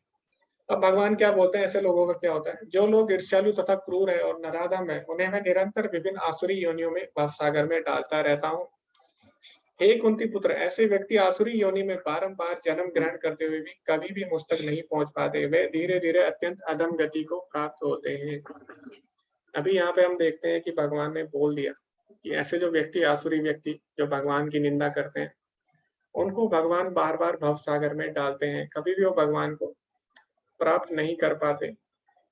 तो अभी हम देखें तो ऐसे व्यक्तियों का उद्धार कैसे होता है फिर, क्योंकि इस तरह तो सारे ही एक न एक दिन नरक में जाएंगे, क्योंकि हर कोई गलत कार्य कर ही रहा है। तो ऐसे व्यक्तियों का उद्धार कैसे होगा, भगवान ने तो बोल दिया कि वो लोग नरक में जाएंगे और वो लोग भगवान को प्राप्त नहीं कर सकते। तो फिर आसुरी व्यक्तियों का उद्धार कैसे होगा, क्योंकि भगवान का नाम वो लेंगे नहीं कभी भी। तो इसका मतलब क्या कभी उनका उद्धार नहीं होगा, क्या कभी भी वो भगवान को प्राप्त नहीं कर सकते, क्या वो सच में वास्तव में वो हमेशा नरक में ही जाएंगे। वैसे तो नरक की जनसंख्या बढ़ती रहेगी, धीरे धीरे लोग आते रहेंगे नरक में बसते रहेंगे, तो फिर उनका उद्धार कैसे होगा, कोई बता सकता है, क्योंकि भगवान का नाम वो लेंगे नहीं।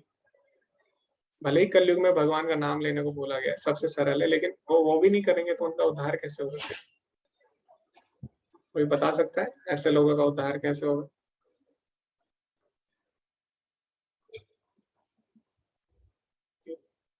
आप हैंड रेज कर सकते हैं अगर कोई बताना चाहता है।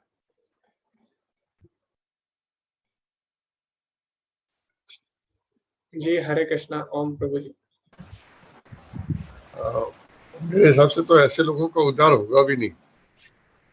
जी जी हाँ, और यही कारण है कि आप देखिए कि जो कलयुग के अंदर जो अधर्म है या जितने भी बुरे कार्य हैं वो बढ़ भी गए हैं, उसी कारण से बढ़ भी गया। हम आसपास भी देखते हैं अपने किसी को धोखा देना, अधर्म करना, और ये जैसे आपने पिछले स्लाइड्स में दिखाया भी है कि वो चारों जो एक्टिविटीज है, जो अधर्म की एक्टिविटीज है, वो बढ़ भी गई है। इसी कारण से बढ़ भी गई क्योंकि इस तरह के लोगों की जो तादाद है वो भी बढ़ गई है। ये क्या इस तभी तो इसी को इसलिए तो इसको कलयुग बोलते हैं। और ये तो पूरा, हाँ, तो अब इसका उद्धार कैसे होगा, अगर धीरे धीरे उनको अगर मतलब सहजता के साथ में उनको इस भगवान की भक्ति में अगर लीन किया जाए, धीरे धीरे उनको उसमें ढाला जाए, तो हो सकता है कि उनमें से कुछ लोग उसमें चेंज हो जाए, परिवर्तन आ जाए उनमें एक समय के साथ में, वो रियलाइज करे कि नहीं, हम जो कर रहे हैं वो गलत कर रहे हैं। और जब वो सेल्फ रियलाइजेशन होगा तो हो सकता है कि उनमें से कुछ लोगों का उद्धार होगा, और वो भक्ति में अगर लगेंगे तो उनका भी उद्धार हो सकता है। जी धन्यवाद प्रभु जी। ओके, प्रभु जी ने बोला कि उनका उद्धार तो नहीं लगता होगा, लेकिन फिर लास्ट में प्रभु जी ने बोला कि हो सकता है भक्ति से कुछ हो जाए उनका। जी हरे कृष्णा अर्चना माता जी, आप इसके बारे में क्या बोलना चाहेंगे, क्योंकि अभी समय भी लगभग हो चुका है। जी हरे कृष्णा, आप अनम्यूट करिए जल्दी से। हेलो हेलो, जय श्री जी कृष्ण। हेलो। जी माता जी, आप जल्दी से अपना पॉइंट रखिए। हाँ, मेरा ऐसा विचार है, जो मैं अपनी माता जी से सुनती आई हूँ, वो हमेशा कहती कि कलयुग में अगर उद्धार का कोई रास्ता है तो वो ईश्वर का कीर्तन है, भजन है, और ये शुरू से बोला जाता है कि ईश्वर का नाम जैसे भी लो उद्धार हो जाता है। जैसे वाल्मीकि के बारे में कहा गया था कि जो ऋषि वाल्मीकि थे उन्होंने उल्टा नाम राम जी का जपा था और उनका उद्धार हो गया था। श्रीमत। तो जी जी धन्यवाद। उद्धार संभव नहीं है ऐसा नहीं है, उद्धार हो सकता है। ओके धन्यवाद माता जी। तो अभी क्योंकि समय हो चुका है तो हम ज्यादा चर्चा इस पर नहीं करेंगे, लेकिन हम चैट में पढ़ लेते हैं। कुछ लोगों ने लिखा है, सारिका माता जी बोल रहे हैं भगवान स्वयं आके करते हैं, और खुशी माता जी बोल रहे हैं भगवान भी खुद करेंगे। सुधीर प्रभु जी बोल रहे हैं प्रलय ही एक उपाय है। जी प्रदीप प्रभु जी बोल रहे हैं अच्छे कार्यों के द्वारा और श्रवणम कीर्तनम के द्वारा भगवान माता जी बोल रहे हैं। तो ठीक है, अभी क्या है, ऐसे लोगों का उद्धार होना मुश्किल है थोड़ा, क्योंकि आप उन्हें अगर भगवान का नाम लेने को बोलेंगे तो वो बिल्कुल भी भगवान का नाम सुनने को तैयार नहीं है, बल्कि जो भगवान का नाम ले रहा है उसको मारने के लिए तैयार है, क्योंकि भगवान से ईर्ष्या करते हैं ना। तो ऐसे लोगों का उद्धार कैसे होगा? तो एक होती है अज्ञात सुकृति। तो क्या होता है, अनजाने में भी अगर कोई भगवान का नाम ले लेता है, यानी उसको पता भी नहीं है वो भगवान का नाम ले रहा है, या फिर अनजाने में भी कोई ऐसा कार्य कर लेता है जिससे भगवान की सेवा हो जाए, तो उसको बोला जाता है अज्ञात सुकृति। तो अज्ञात सुकृति के द्वारा भी किसी का उद्धार हो सकता है। तुरंत नहीं होगा, उसको बहुत समय लग जाएगा, लेकिन धीरे धीरे होता है। जैसे मान लीजिए कोई व्यक्ति घूम रहा है शाम को, कोई रनिंग करता है, उसने घूमते घूमते क्या कर लिया, किसी भगवान के मंदिर की परिक्रमा कर ली, उसको पता नहीं है। या फिर किसी ने कोई ऐसा कार्य कर दिया गलती से जिससे कोई भक्त की सेवा हो गई या कुछ हो गया, या किसी ने कुछ गलती से ही भगवान का नाम ले लिया, तो ऐसे लोगों का उद्धार हो सकता है अज्ञात सुकृति के द्वारा। तो ऐसा लोग जानबूझ के नहीं लेंगे कभी भी भगवान का नाम, लेकिन अज्ञात सुकृति द्वारा उनका उद्धार हो सकता है। भगवान का नाम अगर अनजाने में भी लिया जाए तब भी वो भगवान का नाम लाभ भी करेगा। यहाँ तक कि शास्त्रों में ऐसा बोला गया, भगवान के नाम को अगर आप भगवान के नाम के जो अक्षर है उनके बीच में कोई और अक्षर भी आ जाए तो वो भी किसी का उद्धार कर सकता है। जैसे राजमा है, उसमें रा और माँ दोनों आ जाते हैं, लेकिन अगर कोई राजमा भी बोलता है तो उसमें भी कहीं ना कहीं भगवान का नाम छुपा हुआ है, उससे भी लोगों का उद्धार हो सकता है। उसमें समय लग जाएगा, क्योंकि अज्ञात सुकृति में समय लगता है, लेकिन धीरे धीरे उद्धार होता है। तो हम देते हैं उदाहरण, इसके उदाहरण कौन है? श्रील प्रभुपाद। तो प्रभुपाद जब अमेरिका में गए तो जो हिप्पी लोग थे वहां पे, वो जो चारों नियम अभी हमने बताए, चारों नियमों का उन्होंने क्या किया, चारों नियमों की धज्जियां उड़ाई। जो हिप्पी लोग थे वो चारों नियमों का पालन नहीं करते थे, चारों नियमों को तोड़ा उन्होंने। तो इस तरह वो रहते थे सड़कों पे। लेकिन जब प्रभुपाद जी उनके बीच गए तो प्रभुपाद जी उनके बीच जाके क्या करते थे, हरे कृष्ण महामंत्र करते थे। तो उनको पता नहीं था ये क्या है, मंत्र क्या है, भगवान क्या है, लेकिन वो लोग कहीं ना कहीं सुन लेते थे, अनजाने में ही सुन लेते थे। इससे क्या हुआ, धीरे धीरे वही लोग जो कि चार नियमों का पालन नहीं करते थे, धीरे धीरे वो लोग एक दिन भगवान के भक्त बन गए। तो ये जो अज्ञात सुकृति है, अगर अनजाने में भी वो लोग भगवान का नाम ले लेते हैं या भगवान का नाम सुन लेते हैं, तो इससे भी उनका उद्धार हो सकता है। भगवान बोलते हैं भगवत गीता में, अपि चेत सुदुराचारो भजते माम अनन्य भाग, यानी कोई कितना भी बड़ा पापी हो, लेकिन वो भगवान की सेवा में अगर लग जाता है, साधु रेव समन्तव्य, वो साधु बन जाता है। क्षिप्रम भवति धर्मात्मा, तुरंत ही वो धर्मात्मा बन जाता है। इस प्रकार जो लोग हैं जो डायरेक्टली भगवान का नाम लेना पसंद नहीं करते, भगवान की सेवा, इनडायरेक्ट तरीके से वो लोग भगवान की सेवा में आ जाते हैं। त्रिविधम नरकश्चेदं द्वारम नाचनात्मना कामा क्रोधा तथा लोभा तस्मात् एतत्त्रयं त्यजेत्। इस नरक के तीन द्वार हैं, काम, क्रोध और लोभ। प्रत्येक बुद्धिमान व्यक्ति को चाहिए कि इन्हें त्याग दे, क्योंकि इनसे आत्मा का पतन होता है। अभी यहाँ पे भगवान बोल रहे हैं कि नरक के तीन द्वार हैं जिससे कि आत्मा का नाश होता है। तो हमें समझना है यहाँ पे जो नरक की बात हो रही है कौन सा नरक है। तो नरक तीन तरह के होते हैं। एक जो नरक है, आपने सुना होगा, जब कोई व्यक्ति मरता है और उसको एक यातना शरीर दिया जाता है, उसके बाद वो नरक में जाता है, वहां पे उसको यातना दी जाती है। तो एक वो वाला नरक है। एक जो नरक है वो हमारे संसार में भी नरक है, जहाँ पे नरक जैसी गतिविधियां होती है, जहाँ पे गलत कार्य हो रहे हैं, वो भी एक तरह से नरक है। और जो तीसरा नरक है वो कौन है, वो हमारे अंदर है। तो यहाँ पे जो भगवान बोले नरक का द्वार, वो कौन से द्वार की बात कर रहे हैं? जो हमारे अंदर है नरक। तो भगवान बोले जो हमारे अंदर नरक है उसके तीन द्वार है, वो कौन से? वो है काम, क्रोध और लोभ। तो ये जो तीन चीजें हैं, काम, क्रोध और लोभ, ये क्या करती है, हमारी जो आत्मा है उसका पतन करती है। तो इसीलिए भगवान बोलते तस्मात् एतत्त्रयं त्यजेत्, यानी इन तीनों चीजों से हमें बचना चाहिए। एते विमुक्त कौन्तेया तमोद्वारे निर्विरा आचार्यतात्मनः श्रेयस्ततो याति परां गतिम्। हे कुंती पुत्र, जो व्यक्ति इन तीनों नरक द्वारों से बच पाता है वह आत्म साक्षात्कार के लिए कल्याणकारी कार्य करता है और इस प्रकार क्रमशः परम गति को प्राप्त होता है।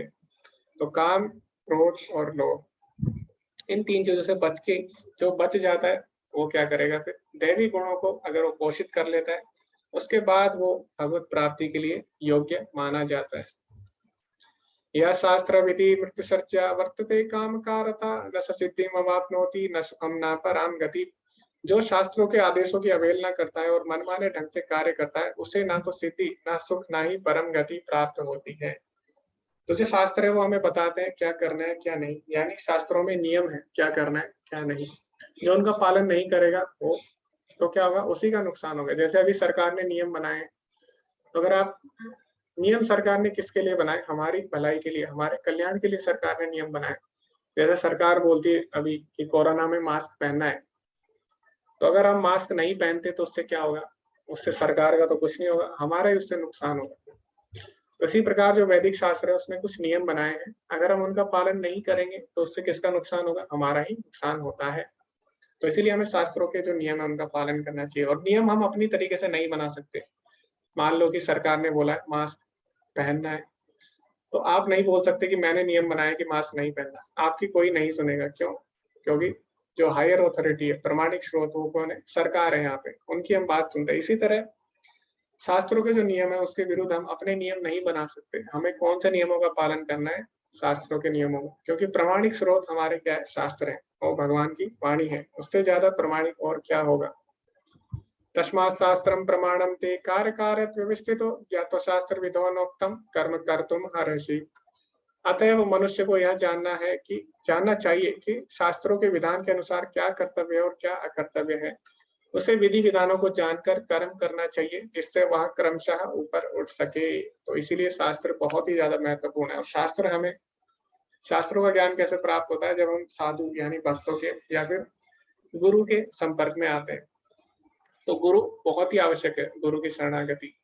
तो भगवान यहाँ पे हम देख सकते हैं, आप चित्र में भगवान स्वयं गुरु स्वीकार करते हैं। भगवान संदीपनी मुनि के आश्रम में जाके शिक्षा ग्रहण करते हैं। इसी तरह जो भगवान श्री राम है वो भी वशिष्ठ मुनि के आश्रम में जाके वो भी शिक्षा ग्रहण करते हैं। तो वो तो भगवान है, उनको शिक्षा की क्या आवश्यकता है, उनको गुरु की क्या आवश्यकता है, क्योंकि वो तो परम गुरु है, आदि गुरु है। तो फिर वो गुरु क्यों ग्रहण करते हैं, भगवान इसीलिए गुरु ग्रहण करते हैं ताकि हम समझ सके कि गुरु कितने महत्वपूर्ण है और हम सीख सके उनके आचरण से। तो भगवान जब गुरु ग्रहण करते हैं तो हम क्या बोलेंगे, अरे भगवान ने जब गुरु ग्रहण किया तो हमें भी करना चाहिए। तो इसीलिए भगवान क्या करते हैं, गुरु की महत्वता बढ़ाने के लिए भगवान गुरु की शरण में जाते हैं स्वयं। तो गुरु की इतनी महत्वता है। अभी इसी के साथ ये अध्याय समाप्त होता है। अंत में प्रभुपाद जी बोलते हैं, शास्त्रों में वे 4 मुख्य दोष नहीं पाए जाते जो बद्ध जीव में होते हैं। और वो दोष कौन से हैं? अपूर्ण इंद्रियां, कपटता यानी किसी को धोखा देना, त्रुटि करना, गलती करना और मोहग्रस्त हो जाना। इन 4 दोषों के कारण बद्ध जीव विधि विधान बनाने के अयोग्य होता है। अतः विधि विधान जिनका उल्लेख शास्त्रों में होता है ये दोषों से परे होते हैं। सभी बड़े बड़े महात्माओं, आचार्यों तथा महापुरुषों द्वारा बिना किसी परिवर्तन के स्वीकार कर लिए जाते हैं। अभी हमने पहले भी चर्चा की कि हमारे अंदर 4 तरह के दोष हैं जिनके कारण हम शुद्ध ज्ञान नहीं ले सकते, लेकिन जो शास्त्र है वो 4 दोषों से मुक्त है। क्यों? क्योंकि जिसने शास्त्र बोले हैं, जो भगवान स्वयं है, वो इन 4 दोषों से मुक्त है। इसीलिए जो शास्त्र है वो भी 4 दोषों से मुक्त है। तो बड़े बड़े जितने भी बड़े बड़े महात्मा लोग हुए, जितने बड़े बड़े आचार्य हुए, शंकराचार्य, मध्वाचार्य, रामानुजाचार्य, चैतन्य महाप्रभु, तो सबने क्या किया, शास्त्रों के नियमों का पालन किया। ये तो इतने बड़े विद्वान थे, चाहते तो ये भी अपने नियम बना सकते थे, लेकिन इन्होंने नहीं बनाए। क्यों? क्योंकि जो शास्त्र है वो सबसे ऊपर है, क्योंकि वो भगवान की वाणी और भगवान से ऊपर कोई नहीं है। भगवान ने बोला है भगवद गीता में, मत्ता परतरम नान्य किंचित अस्ति धनंजय, यानी मेरे से ऊपर कोई भी नहीं है हे अर्जुन। तो इसीलिए जो शास्त्र है वो सबसे ऊपर है। चाहे कोई कितना भी बड़ा महान क्यों ना हो, कितने भी बड़े आचार्य क्यों ना हो, सबने शास्त्रों का पालन किया है। शास्त्रों के नियमों का पालन किए बिना कोई सिद्धि प्राप्त नहीं कर सकता। अतएव जो शास्त्रों के तात्पर्य को वास्तव में समझता है वह भाग्यशाली माना जाता है। यह भौतिक शक्ति प्रकृति के तीनों गुणों से बनी है। इसके पूर्व की भगवान के ज्ञान के मार्ग खुले, मनुष्य को कम से कम सतोगुण तक ऊपर उठना होता है। दूसरे दूसरों के लिए यदि उपयुक्त तथा प्रमाणिक गुरु का मार्गदर्शन प्राप्त हो जाता है तो उसका जीवन सफल हो जाता है, क्योंकि गुरु उच्च पद की और उन्नति का मार्ग दिखा सकता है। तो प्रकृति के 3 गुण हैं, तीनों ही हमें बांधते हैं, लेकिन हमने चर्चा की थी कि अगर हम सतोगुण में आ जाते हैं तो सतोगुण से भक्ति करना आसान हो जाता है। और अगर हमें जल्दी सतोगुण में आना है, जल्दी हमें भक्ति में आगे बढ़ना है, तो उसके लिए 2 चीजें जरूरी है। या तो हम भक्तों के संग में रहे जो कि तीनों गुणों से ऊपर उठने का प्रयास कर रहे हैं, हम उनके साथ रहेंगे तो हम भी तीनों गुणों से ऊपर उठेंगे, या फिर हम गुरु की शरण में जाएं जो कि तीनों गुणों से ऊपर उठ चुके हैं। तो जब हम गुरु के शरण में जाते हैं भक्तों के संग में, तो हम जल्दी भक्ति में आगे बढ़ सकते हैं। तो यही इस अध्याय का तात्पर्य था। इसी के साथ ये अध्याय समाप्त होता है। किसी का कोई प्रश्न है तो आप लोग हैंड रेज कर सकते हैं। अभी मैंने जो पहले से जिनके हैंड रेज है वो अपने हाथ नीचे कर सकते हैं।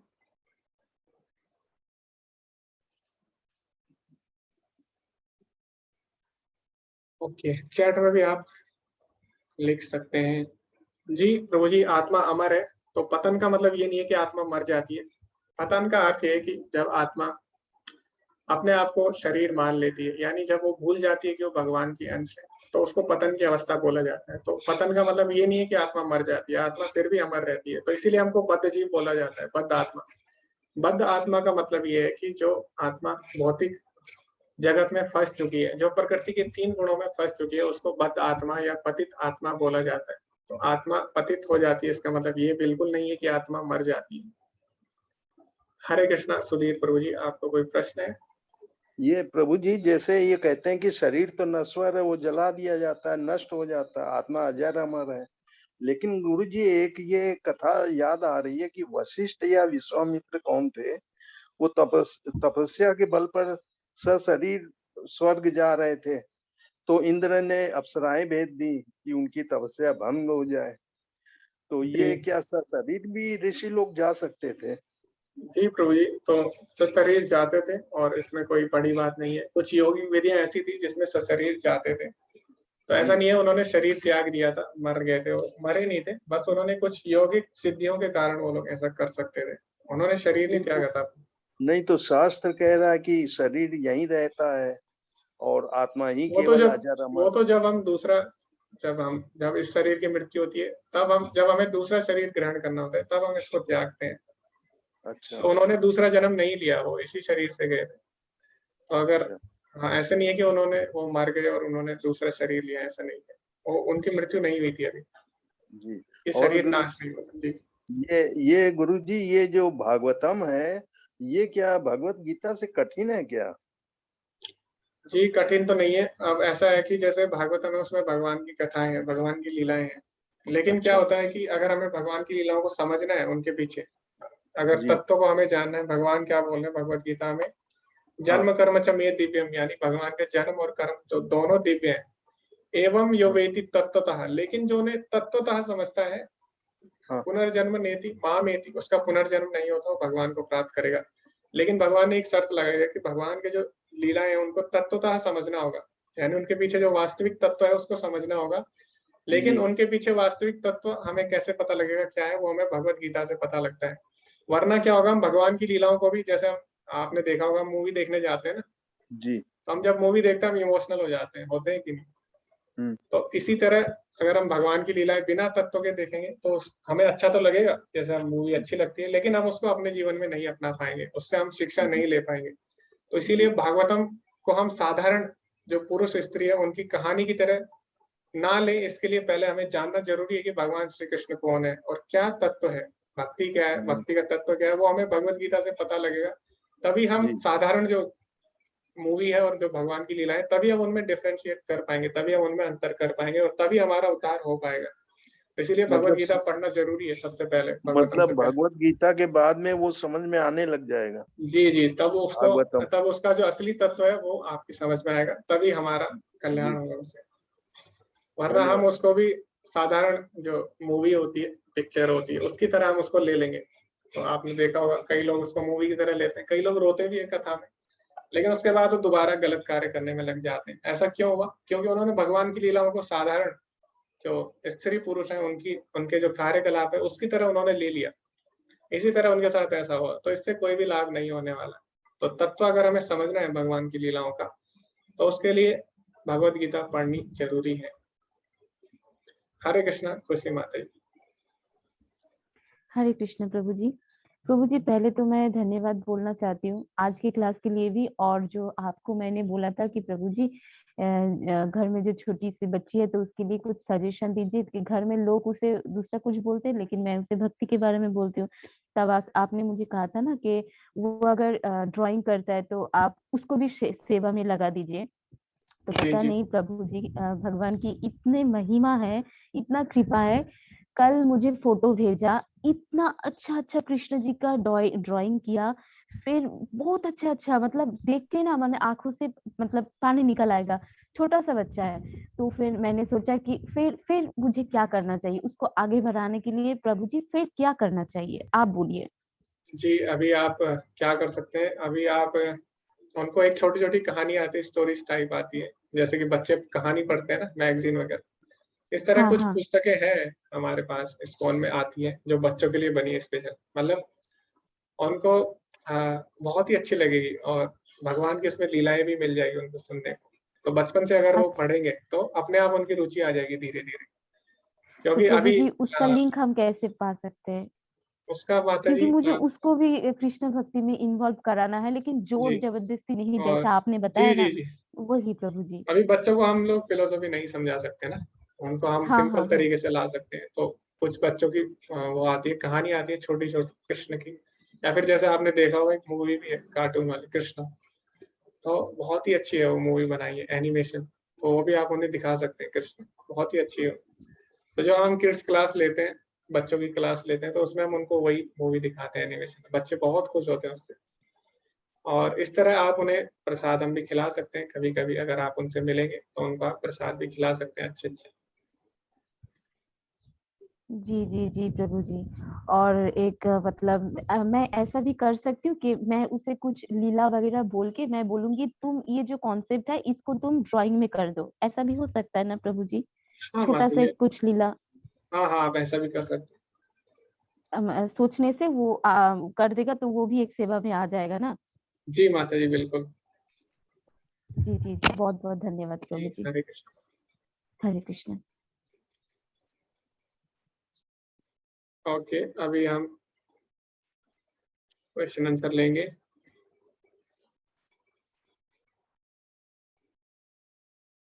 प्रदीप प्रभु जी बोल रहे हैं देवी देवताओं में भी अहंकार की लड़ाई होती है, ऐसा क्यों होता है? जी प्रभु जी, देवी देवता भी क्योंकि भौतिक जगत में ही है। तो हमने देखा ना, मैंने आपको चार्ट बताया था एक, गोलोक चार्ट मैंने बताया था, उसको बोलते हैं, आप सर्च भी कर सकते हैं। उसमें हमने देखा था कि 14 भुवन है, उसमें स्वर्ग लोक आता है ऊपर, फिर महर लोक, तपोलोक, और अंत में ब्रह्मा जी का लोक है सबसे ऊपर। तो ब्रह्मा जी का जो लोक है उसको सतलोक भी बोला जाता है, ब्रह्मा जी का लोक। और नीचे भी हमने देखा अतल, वितल, सुतल, रसातल, तलातल, पाताल, तो इस तरह टोटल 14 भुवन है। तो उसमें स्वर्ग भी है जहाँ पे देवी देवता रहते हैं। तो ये सारे भौतिक जगत में ही आते हैं, और भौतिक जगत में 3 गुणों का प्रभाव रहता ही है, इसी कारण देवी देवताओं में भी कभी कभी अहंकार आ जाता है, इसमें कोई बड़ी बात नहीं है। जी कल्पना माता जी, आपके क्वेश्चन तक हम आएंगे अभी, पहले जिनका हैंड रेज है उनसे सुन लेते हैं। हरे कृष्णा सुलता माता जी। हरे कृष्ण प्रभु जी। जी प्रभु माता जी जी। शायद नेटवर्क की वजह से अब पहले जो दैव गुण के जो 26 गुण बताए ना, तो उसमें तेज जो था वो मैं अच्छे से सुन नहीं पाई, वो अगर थोड़ी सी बताते। जी तेज मतलब होता है चतुर, तो भगवान के भक्त में चतुराई भी आ जाती है, ऐसा बोला भी गया चैतन्य चरितामृत में, जय कृष्ण भजे से पढ़ो चातुर, यानी जो भगवान कृष्ण की भक्ति करता है वो बहुत चतुर हो जाता है। तो वो क्या करेगा, जैसे कि हम देखते हैं भौतिक संसार में हमें कोई कार्य करना होता है तो हमें थोड़ा चतुर बनना पड़ता है, एक तरह से नहीं होता, हमें दूसरा तरीका ढूंढना पड़ता है। इसी तरह जो भगवान की भक्ति करता है, अगर उसमें कोई कठिनाई आ रही है तो क्या करेगा, भक्त कोई ना कोई तरीका ढूंढ लेता है। तो भगवान बुद्धि देते हैं उसको, भगवान बोलते भी है ददामि बुद्धि योगम तम, यानी मैं स्वयं उनको बुद्धि देता हूँ। तो इस तरह भगवान के भक्त में एक और गुण आ जाता है, वो है चतुरता, चालाकी। चालाकी ये नहीं कि वो दूसरों को बेवकूफ बनाए, चालाकी मतलब वो किस तरह से भगवान की भक्ति अच्छे से करे।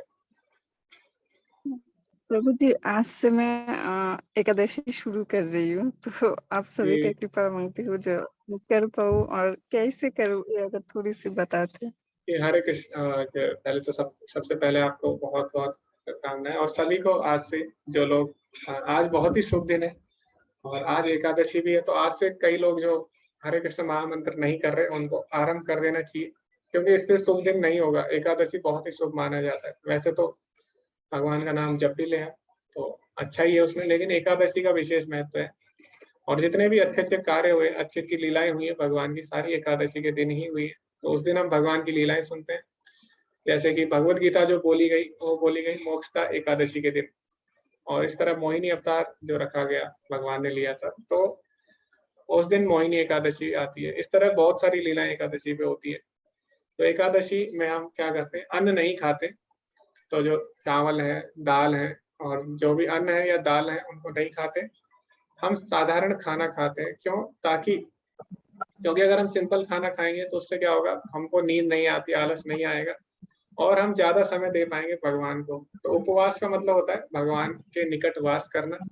तो उपवास का मतलब ये नहीं होता कि आप खाना, तो आपने मान लीजिए दाल अगर नहीं खा रहे, चावल नहीं खा रहे, तो हो सकता है आप और चीजें खाते रहो पूरे दिन, ऐसा भी हो सकता है। लेकिन उस दिन हमें कम खाना है ताकि हम ज्यादा से ज्यादा समय भगवान को दे सके। और हमें कीर्तन जो हम माला कर रहे हैं उस दिन हमें डबल, जैसे कोई एक माला कर रहा है 2 करनी चाहिए, 2 कर रहा है 4 करनी चाहिए। तो इस तरह हमें उस दिन माला बढ़ा देनी चाहिए, ज्यादा से ज्यादा भगवान के नाम का कीर्तन करना चाहिए और भगवान की लीलाएं सुननी चाहिए। तो तभी हमारा एकादशी व्रत जो है वो सफल माना जाता है। ठीक है माता जी। ठीक है प्रभु प्रभु जी, अगर माला करना है तो मोतियों की माला लेकर ही करना है, अगर मैं ऐसे ही करती रहूं नाम? अगर आपके पास नहीं है तो आप ऐसे ही कर सकते हैं माता जी, लेकिन अगर आपके पास है तो आप उससे करिए। ठीक है, धन्यवाद प्रभु। जी, हरे कृष्ण।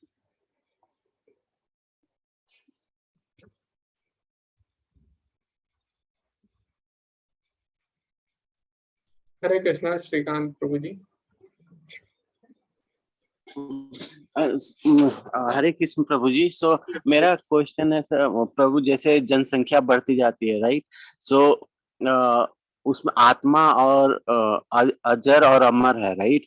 सो एंड और जो पशु पक्षी और जो जीव जंतु जब सब हैं, तो मतलब कोई अच्छा कर्म कर रहा है जिससे कि मानव शरीर मिल रहा है, राइट? तो कोई मतलब दूसरे योनियों से लोग मतलब जीव जंतु अच्छा कर्म कर रहे हैं जिससे मनुष्य योनि में आ रहे हैं, या मनुष्य ही खुद अच्छा कर्म कर रहे हैं जिससे अगेन वो मतलब मनुष्य योनि में आ रहे हैं? सो जी, जी। मतलब तो मतलब मुझे समझ में नहीं आता, ये जनसंख्या इतना बढ़ते जाता है और पेड़ पौधे कम होते जाते हैं, जीव जंतु भी कम होते हैं, जैसे शेर हुआ, टाइगर हुआ, इनसे तो कौन अच्छा कर्म कर रहा है? मतलब हम लोग जो अभी जो कर्म करते हैं, मतलब वो गलत है या सही है? वो तो हमें हमारे में अंदर चेतना है, हमें पता है कि क्या गलत है क्या सही है। तो मतलब आदमी बढ़ते जा रहे हैं, मतलब दूसरे जीव जंतु वो लोग अच्छे कर्म कर रहे हैं कि हम लोग कर रहे हैं जिससे फिर से आ रहे हैं अगेन जी, एंड अगेन? जी। तो दोनों तरीके हो सकते हैं। या तो जीव जंतु जो होते हैं वो कर्म योनि में नहीं आते, वो भोग योनि में आते हैं। तो जैसे जो मनुष्य कर्म करता है उसका उसको फल मिलता है, या तो उसको पाप मिलता है या पुण्य मिलता है। तो मान लीजिए अगर उसने गलत काम किया, वो पशु योनि में चले जाता है। तो पशु योनि में जो कर्म करता है वो कर्म नहीं माने जाते हैं, क्योंकि पशु योनि भोग योनि है, उसको सजा के लिए वो योनि दी गई है। तो वो ऑलरेडी वो कर्म के बंधन में वो सजा पा रहा है, तो उस समय उसका कोई भी कर्म नहीं लगता। तो एक समय बाद जब उसका जितनी जो उसने गलत काम किए उतने देर के लिए वो पशु योनि में रहेगा, दोबारा से उसको अवसर मिलता है मनुष्य योनि में आने का। तो जो पशु योनि है उसको भोग योनि माना जाता है। ठीक है प्रभु जी। और जब उनका एक समय खत्म हो जाता है, समाप्त, जैसे पाप और पुण्य दोनों के क्या होते हैं, एक समय होता है। जैसे किसी ने पुण्य किए, पुण्य क्या होगा, पुण्य करके वो उच्च लोकों में जाएगा देवताओं के, लेकिन जब उसके पुण्य खत्म हो जाएंगे दोबारा वो मृत्यु लोक में आएगा। इसी तरह पाप का भी है, जिसने पाप किए और मान लीजिए उसको निम्न योनि मिल जाती है, तो उसी समय तक वो निम्न योनि में रहेगा, उसके बाद वो दोबारा से मनुष्य योनि में। तो अगर मनुष्यों की जनसंख्या बढ़ रही है, इसका मतलब ये नहीं है कि जो पशु है उन्होंने अच्छे कार्य कर लिए। इसका मतलब ये है जो पशु है उनके जो पाप फल थे वो अब समाप्त हो चुके हैं, उनकी सजा समाप्त होगी। और दूसरा एक और चीज है, जरूरी नहीं है इसी से जनसंख्या बढ़ रही है। एक और तरीका है कि जिन्होंने पुण्य कर्म किए, हो सकता है उनके भी फल खत्म हो रहे हैं, वो भी मनुष्य योनि में आ रहे हैं, तो दोनों ही तरीके से लोग आ सकते हैं, पुण्य वाले भी आ रहे हैं, पाप वाले भी आ रहे हैं, तो इसीलिए जनसंख्या बढ़नी है, क्योंकि आना तो उन्हें मनुष्य योनि में ही है घूम फिर के। ठीक है प्रभु जी। थैंक यू प्रभु जी। हरे कृष्ण। हरे कृष्ण। और दूसरा, हम जनसंख्या देखते हैं तो अभी हम जो देख रहे हैं जनसंख्या, हम केवल इस धरती की देख रहे हैं, लेकिन आपको पता ही है एक धरती तो है नहीं, अनंत कोटि ब्रह्मांड है, बहुत सारी धरती है। तो अब तो नासा भी, आप सर्च करेंगे अगर इंटरनेट पे, तो नासा ने भी बहुत सारे ऐसे ग्रह ढूंढ लिए जो धरती जैसे, भले ही वहां तक वो पहुंच नहीं सकते। तो ऐसा नहीं है, हम जनसंख्या अगर देख रहे हैं तो हम केवल इसी धरती की देख रहे हैं, लेकिन जो जनसंख्या है, हमें अगर आत्मा की बात करते हैं तो आत्मा तो हर ग्रह पे है लगभग, तो और भी धरतियां हैं, और भी ब्रह्मांड है, अनंत कोटि ब्रह्मांड है। तो इसलिए हम वास्तव में पता नहीं लगा सकते। यहाँ पे देख के हम बता सकते हैं कि जनसंख्या बढ़ रही है, लेकिन ओवरऑल क्या हो रहा है वो हम नहीं देख सकते। हरे कृष्णा प्रभु जी, शंकर प्रभु जी। हरे कृष्ण प्रभु जी। जी प्रभु जी। हरे कृष्ण प्रभु जी। जी प्रभु जी, हरे कृष्ण। हाँ प्रभु जी, मैंने आपको कल पूछा, परसों पूछा था ये भागवतम के बारे में, तो जी, जी, मैंने वो भागवतम लाई है। जी, जी। तो हाँ, मैंने आपको पूछा भी था वो इस स्थान की, आपने उस बात में डिस्कनेक्ट कर दिया। तो उन्हें भागवतम में लाई है गीता एक्सप्रेस की, तो इसमें मेरे हाँ वो उसकी, तो इसमें मेरे को ये समझ थोड़ा आ गया, ये स्कंद, अध्याय और श्लोक वगैरह क्या है। तो इसमें ये तो बहुत लेंथी है। हाँ तो लेंथी है। हाँ सुनिए प्रभु जी, तो मेरे को बात बताइए, ये हर बंदा पिक एंड चूज करता है ना, तो मुझे ये बताइए बेस्ट इसमें से कौन सा ये अध्याय या ये स्कंद है जो भक्ति से डायरेक्ट रिलेटेड हो। जी प्रभु जी, ओके। तो जो भागवतम है वो लेंथी होगी, क्योंकि उसमें 18,000 श्लोक है। तो हाँ, तो अभी बेस्ट क्या है? कौन है? हाँ, आपकी चॉइस के हिसाब से बेस्ट कौन सा स्कंद है या अध्याय है जो मैं नोट कर रहा हूँ? जी प्रभु जी, तो इसमें मतलब ऐसे तो सारे जो भी स्कंद है उसमें कुछ ना कुछ डायरेक्टली चीजें भक्ति से, कुछ उसमें ज्ञान की चीजें भी है, जैसे संसार की उत्पत्ति, हाँ जी प्रभु जी, संसार की सृष्टि के बारे में भी है। तो भागवतम में हाँ, आपको सब मिल जाएगा। तो इसमें हाँ, बहुत सारी चीज है, जैसे पहला जो कैंटो है, पहला स्कंद है, उसमें कुंती महारानी की प्रार्थनाएं आप पढ़ सकते हैं। हाँ जी प्रभु जी। महारानी की प्रार्थना है, उसमें नारद मुनि की उसमें कथा आती है, नारद मुनि किस प्रकार नारद मुनि बने, हाँ ठीक जी, है, हाँ वो जी। सब उसमें आता है। इस तरह जो बीच में उनकी भी प्रार्थनाएं आएगी आगे आने वाले कैंटों में। प्रहलाद महाराज की आप कहानी पढ़ सकते हो उसमें, अजामिल की आप कथा पढ़ सकते हो उसमें, और ध्रुव की आप उसमें कथा पढ़ सकते हैं। तो इस तरह उसमें बहुत सारे भक्तों की कहानियां आ जाएंगी उसमें। हाँ प्रभु जी, जैसे आपका ये अभी आज का क्लास खत्म होगी ना, मेरे को मैसेज आ जाएगा उधर से ही भागवतम के कुछ श्लोक, और मुझे वो अच्छे लगे, वो है स्कंद 4 में। जी। वो लास्ट में उसके श्लोकों में से, बीच में से, वो मैंने थोड़ा सॉर्ट आउट करके देखा, तो इसी हिसाब से मैं आपको बोल रहा हूँ जो इसमें से बेस्ट है, जो मैं फटाफट वो खोल के चूज करूँ।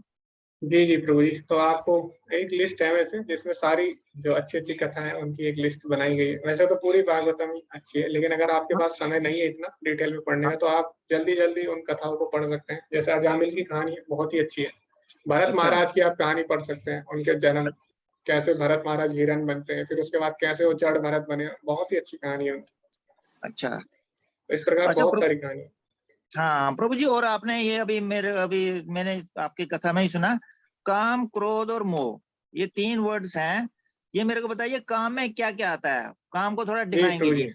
काम जी, तो हमारे पास समय नहीं था, वैसे इस श्लोक पे बहुत बड़ी चर्चा हो सकती है, लेकिन काम को थोड़ा एक्सप्लेन करके डिफाइन कीजिएगा। तो इस श्लोक, क्योंकि इस श्लोक पे 1-1 घंटे लोग बोल सकते हैं इतना ही डिटेल में, लेकिन क्योंकि हमारे पास समय नहीं था। जी, तो मैं आपको शॉर्ट में बता देता हूँ। काम, क्रोध और लोभ का क्या अर्थ है, आजकल हम उसे कैसे देख सकते हैं। तो काम का मतलब होता है प्रभु जी गलत इच्छाएं, ठीक है, गलत इच्छाएं। तो आजकल जो है गलत इच्छाएं, यानी जैसे आपने देखा होगा कि हाँ, काम का मतलब होता है भौतिक इच्छाओं के लिए किसी को प्रेरित करना। जैसे अभी देखा होगा आपने, हम बोलते हैं ना किसी को कि आपको ये करना चाहिए, आपको वो करना चाहिए, तो हम उनको प्रेरित करते हैं। हम आजकल हमने काम जो है उसको सक्सेस का रूप दे दिया है कहीं ना कहीं। तो हम बोलते हैं जीवन में सक्सेस हो जाओ, जीवन में सक्सेस हो जाओ, लेकिन किसके लिए सक्सेस होना है? हम उनको भौतिक इच्छाओं के लिए प्रेरित कर रहे हैं किसी को। तो आजकल काम को सक्सेस का रूप दे दिया गया है। इसी प्रकार जो क्रोध है, क्रोध को भी आजकल एक्शन का रूप दे दिया है। तो कोई अगर क्रोध करता है, ये नहीं बोलते कि ये क्रोध कर रहा है, उसको बोलते हैं कि ये एक्शन कर रहा है, ठीक है। जैसे मूवी है, उसमें क्या दिखाया जाता है, क्रोध दिखाया जाता है, तो लोग क्या करते हैं, वही उससे सीखते हैं, लेकिन उसको क्रोध नहीं बोलते, उसको एक्शन बोलते हैं, ठीक है। तो क्रोध को आजकल ये रूप दे दिया है। इसी तरह जो लोभ है, जो लालच है, ठीक है, वो भी, उसका भी एक अलग रूप दे दिया गया। ग्रोथ, उसको रूप दे दिया गया कि ग्रोथ करना चाहिए, हमें ग्रोथ करना चाहिए, यानी हमें और ज्यादा कमाना चाहिए। तो आजकल आप देख सकते हैं कि जो ये चीजें, इनको ये डायरेक्ट नाम नहीं दिया गया, बल्कि अलग अलग रूप में लोग इनके बारे में चर्चा कर रहे हैं। तो अच्छा प्रभु जी, ये जो मोह है, ये जो भक्ति है, ये मोह इससे थोड़ा कनेक्टेड नहीं है? जी, मतलब कैसे कनेक्टेड है? जैसे मेरे को मोह है ये भगवान कृष्ण की पूजा करना, ये करना, ये भी उसी से कहीं रिलेटेड है?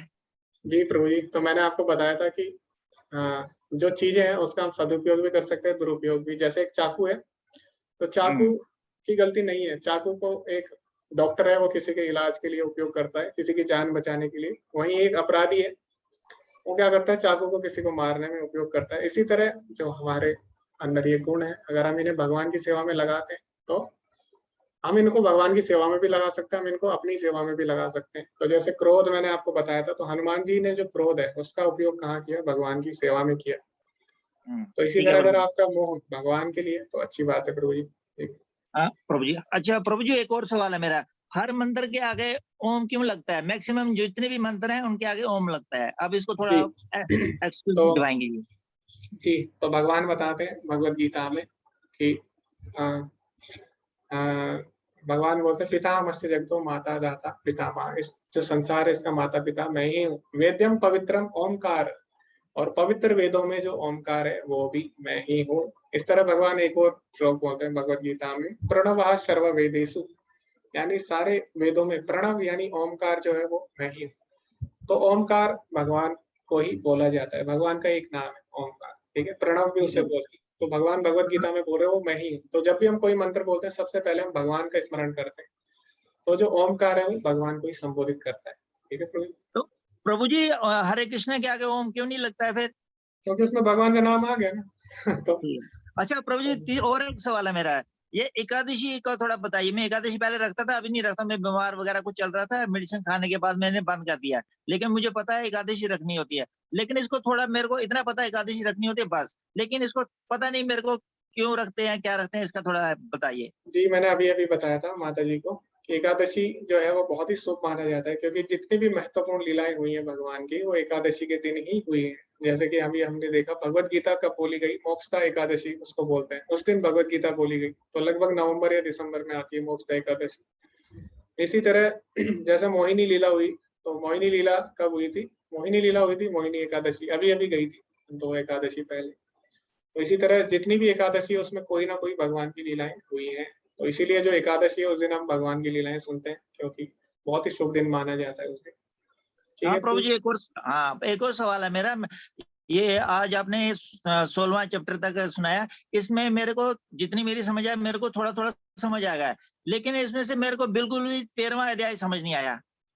जी, 13वां अध्याय थोड़ा ज्ञान युग उसमें ज्यादा ही है क्योंकि उसमें प्रकृति पुरुष क्षेत्र क्षेत्रज्ञ और ज्ञान ज्ञेय के बारे में बताया गया है। तो प्रभु जी आप या तो दोबारा से आप लेक्चर देख सकते हैं, रिकॉर्डिंग मैंने डाल दी है प्रभु जी, 13वें अध्याय, या फिर हाँ आप एक और काम कर सकते हैं, आप दोबारा से बार इस कोर्स को ज्वाइन कर सकते हैं, क्योंकि एक बार हो सकता है हमारी चीजें समझ में ना आए, क्योंकि पहली बार जब हम पढ़ते हैं तो हम समझने के लिए नहीं पढ़ते।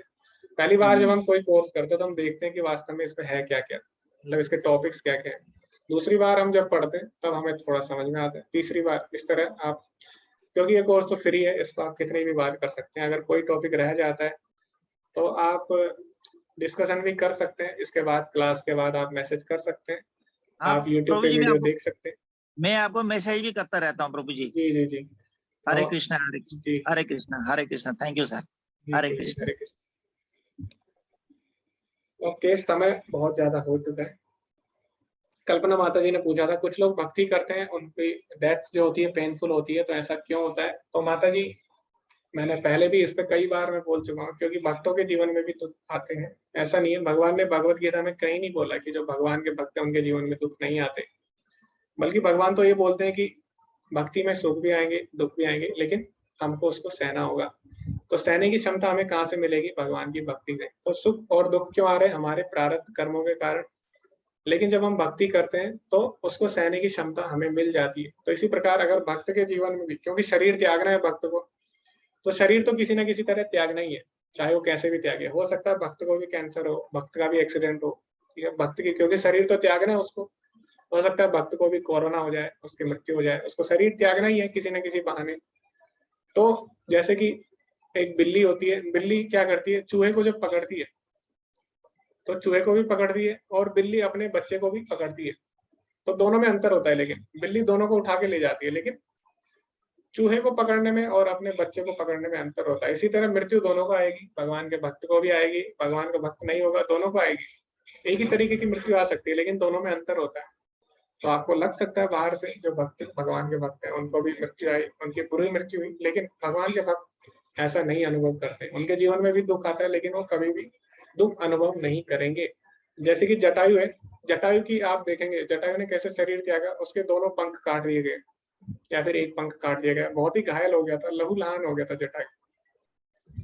तो कोई बोल सकता है बाहर से, अरे जटायु की तो बहुत बुरी मृत्यु हुई, लेकिन क्या जटायु की मृत्यु बहुत बुरी हुई? नहीं हुई। क्यों? क्योंकि भगवान स्वयं उसके सामने उपस्थित थे, भगवान के गोद में सिर रख के भगवान उसके सामने थे, तब उसने अपना शरीर त्यागा और भगवान ने स्वयं उसका अंतिम संस्कार भी किया और वो भगवत धाम को प्राप्त भी हुए। तो बाहर से देखने में आपको लग सकता है कि जटायु की तो बहुत बुरी मृत्यु हुई है, तो भगवान का इतना बड़ा भक्त था और भगवान का कार्य भी कर रहा था, सीता माता को बचा भी रहा था, लेकिन वो हमें बाहर से देखने में लग रहा है। लेकिन वास्तव में जटायु की जो मृत्यु हुई है वो किसी को प्राप्त नहीं हुई। जटायु का बहुत बड़ा सौभाग्य था, क्योंकि भगवान स्वयं उसके सामने। तो इसलिए बाहर से देखने में लग सकता है कि भक्त की भी मृत्यु हो रही है और भक्त की भी ऐसी बुरी मृत्यु, लेकिन वास्तव में ऐसा नहीं होता। ओके, तो आज क्योंकि समय बहुत ज्यादा हो चुका है पहले, तो क्षमा करें, किसी को भी प्रश्न है तो हम उस पर आगे भी चर्चा करते रहेंगे, वरना आप मुझे मैसेज भी कर सकते हैं एडमिन को, और या फिर आप अगले अध्याय में भी पूछ सकते हैं। जी जी माता जी, मैं रिकॉर्डिंग भेज दूंगा। जी, एकादशी की कथा पढ़ना जरूरी नहीं है, लेकिन एकादशी पे भगवान की कथा पढ़नी जरूरी है। हरे कृष्णा। आज का अध्याय हम यही पे समाप्त करते हैं, आज का सत्र। जी धन्यवाद आप सभी का जुड़ने के लिए। वांछा कल्पतरुभ्यश्च कृपा सिन्धुभ्यश्च पतितनां पावनेभ्यो वैष्णवेभ्यो नमो नमः। अनंत कोटि वैष्णव वृंद की जय, श्रील प्रभुपाद की जय। हरे कृष्णा।